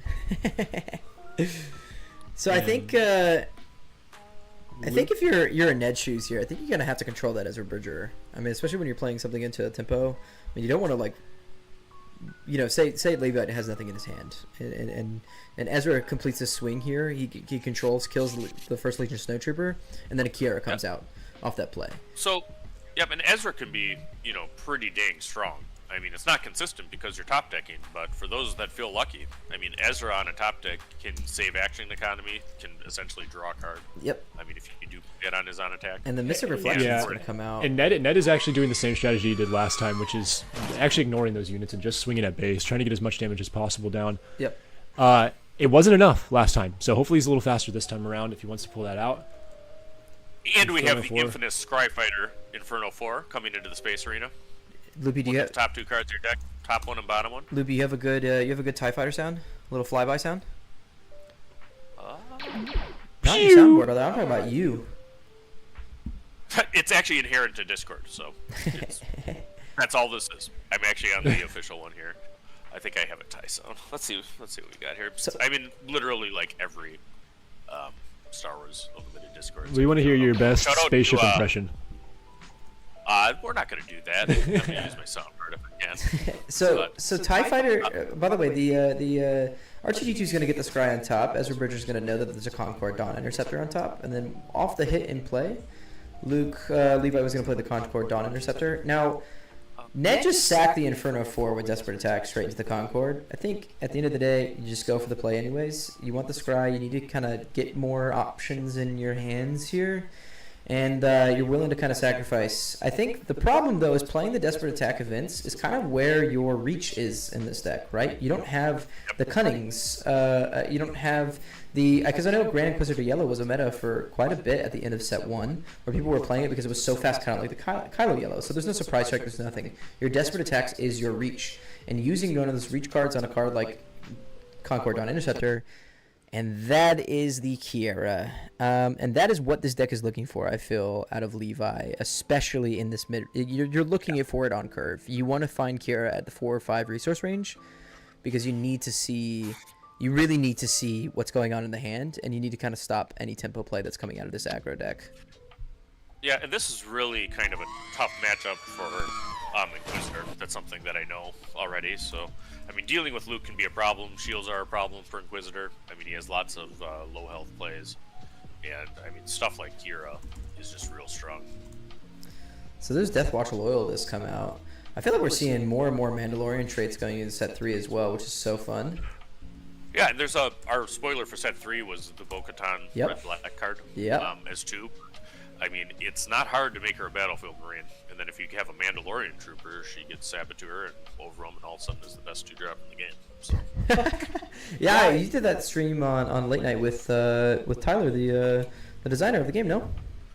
Yeah, shout out to Tyler for joining us. I actually did not get to be in much of that stream because I was in the final in Chicago immediately before, and I think they popped in. So, yeah, but you know, that was neat to get actually a live spoiler and actually get to ask questions about the insights behind the cards, you know, there. So that's amazing. Yeah. Ruthless Raider dropped down. It's going to ping off the shield from Kiera and then do the 2 damage onto base.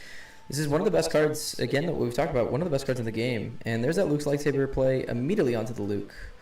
Or is it the Luke's Lightsaber? It's a 3-drop resource. It's not going to be a Luke's Lightsaber. trying to figure out what that is. I can't see it close enough to know what that card is. But the Grogu does come down. There's an upgrade on the Luke. And All right, so we just had a lot of people join the Discord. Shout out to all you guys. We're certainly over 500 now. I mean, at this point, Levi is at a stacked board state. You have 4 hitting Kira. You got something hitting Luke.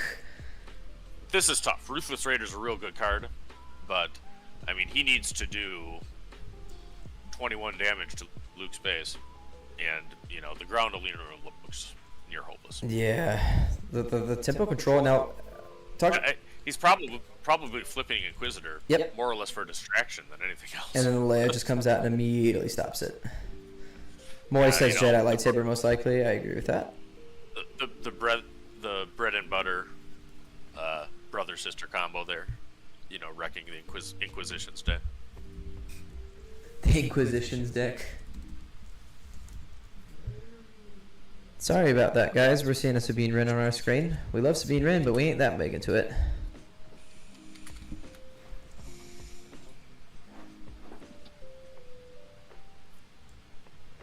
I mean, Loopy, to be fair, I ask this question a lot, but I mean, if you're in Ned's shoes here, what are you trying to do?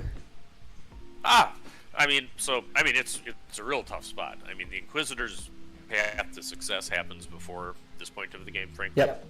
You know, he needed to get a lot of damage in before there was stabilized stuff. He rivals fall Luke Skywalker, so that'll help a little bit. It was a Luke lightsaber too, as well.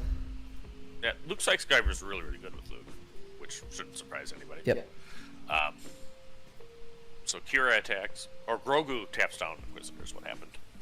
We have a Grogu with a shield, and actually that Grogu, I know that. That's actually an event exclusive. I'm going to say that is probably from Gen Con or PAX or something like that, and it looks to be signed by Tyler Barrett. Wow, speaking of the devil. Because I see that there, so if people have played in real life against me, I have learned to play Vader.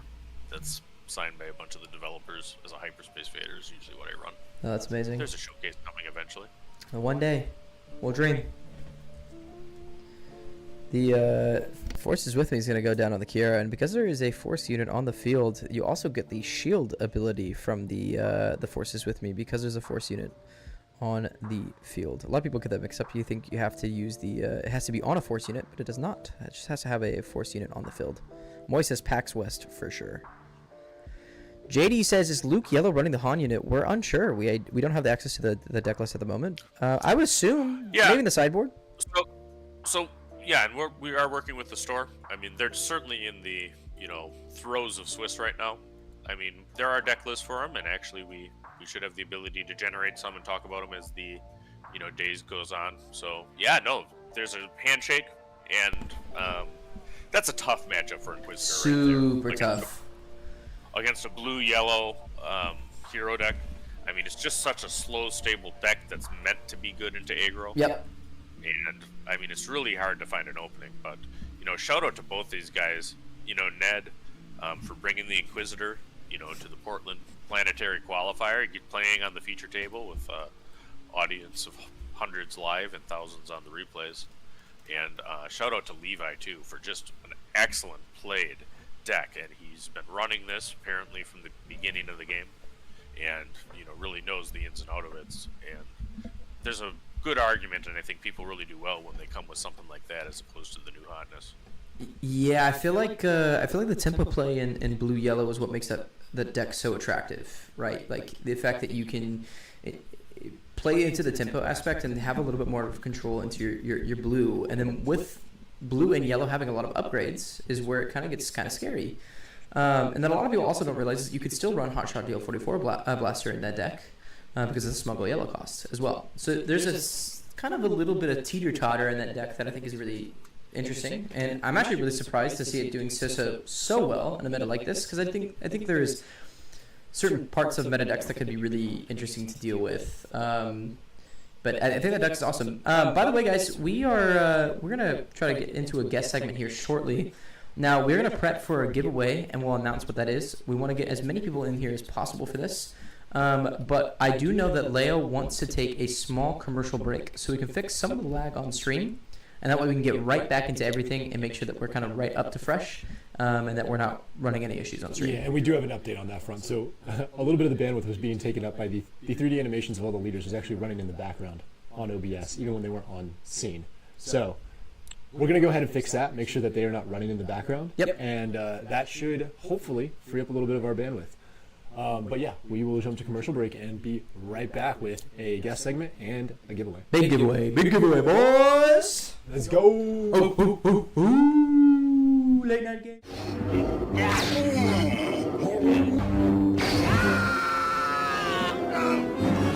There is no escape. Don't make me destroy you. Join me. And we can play together in the same deck in Twin Suns. Come to the dark side and change your aspect color to villainy.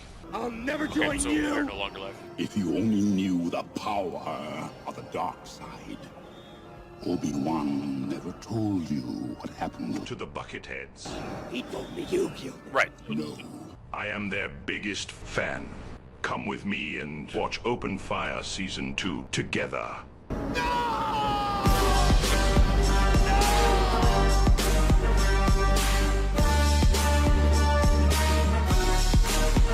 Just hide him.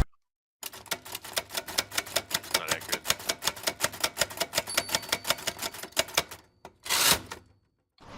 Because you're sympathetic to their cause? I you agree with her tactics? You know, clearly you have some kind of an agenda here. I don't have time for this. Don't actually. I don't care much for either side. So what, that makes you fair and balanced?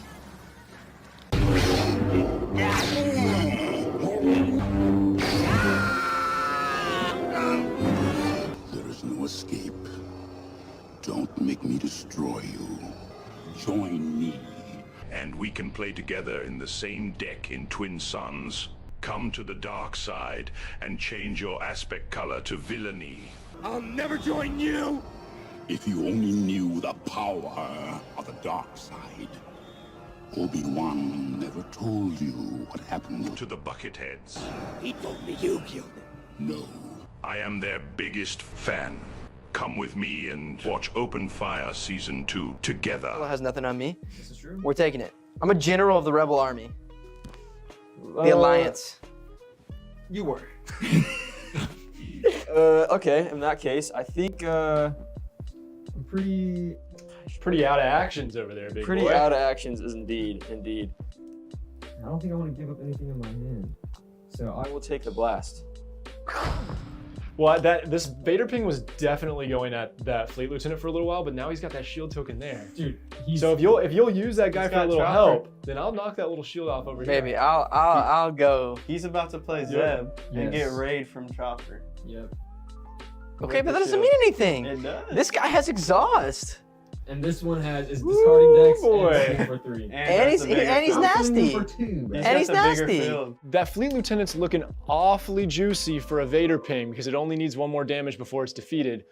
But if I open up that chopper shield, then maybe some of my buddies will get in there and defeat the chopper, and then maybe I can use another Vader ping later to hit that Fleet Lieutenant. He's got the, Look and at that's a this guy's free field. kill. That's literally a That's free a- kill. All right, let's drop the ping and hit the shield over there on chopper. Open them up. Yeah. I hope you can follow through on that. What base you hitting? Yeah. For base, we gotta go green. I'm sorry. I hope you can follow through on that. Going By to the green. There's where would that come from if you don't follow through on it? I'm playing. The plan. All right, Okay. so you draw that and put it bottom of the deck. It's going right to the bottom. Interesting. No, Charu? That little Save blind him. guy? Gotta save him. Okay. And then it's coming all the way back around to me. Yep. So I'll tap Tarkin, pay 1, and give an experience token to Ozzel. Nice. Juicy Ozzel. Yep. And then it goes And then I back pass. to- That's it? Who passed? Yeah, you we're all passed. done. Yeah. All done too. This is nice. Oh, baby. The hand is juiced. Y'all ready? Right, you initiative out? You got the initiative, huh? I do. Oh, not like that. Definitely liked it better when you had the initiative. Dude, we ball. I just revealed Zeb. I got a lot of choices here. But I think if I played Dodonna, I could shield him. And that's going to make him really hard to deal with. We bought General Dodonna. General. And they're all the rebels. Rebellion. Can I get a woo woo for my rebels? Dude, Dodonna and I go way back. Don't you worry. Hit it. Do something, please. Try it. Dude, all of them I got a +1/+1 now. All of them get a +1. All your cards get a +1/+1 basically because they're all rebels. Yeah. We gotta do something about that, y'all. I know. You got something? Dodonna is definitely beefing up a lot of units over there, but I'm gonna sit back and let these guys deal with it. Why are you faking like I'm a big deal, brother? That's really. Look at this guy right here. You should tap it, by the way, because we get to ready up a unit. That's if you can ready up that Dodonna. But I think what I'm gonna do here is get a little cheeky. I'm gonna tap resource 1 or exhaust 1. Play snapshot reflexes right on top of the Jabba. Wow. Jabba's got them snapshot reflexes. He's swinging. Straight to. Let's go.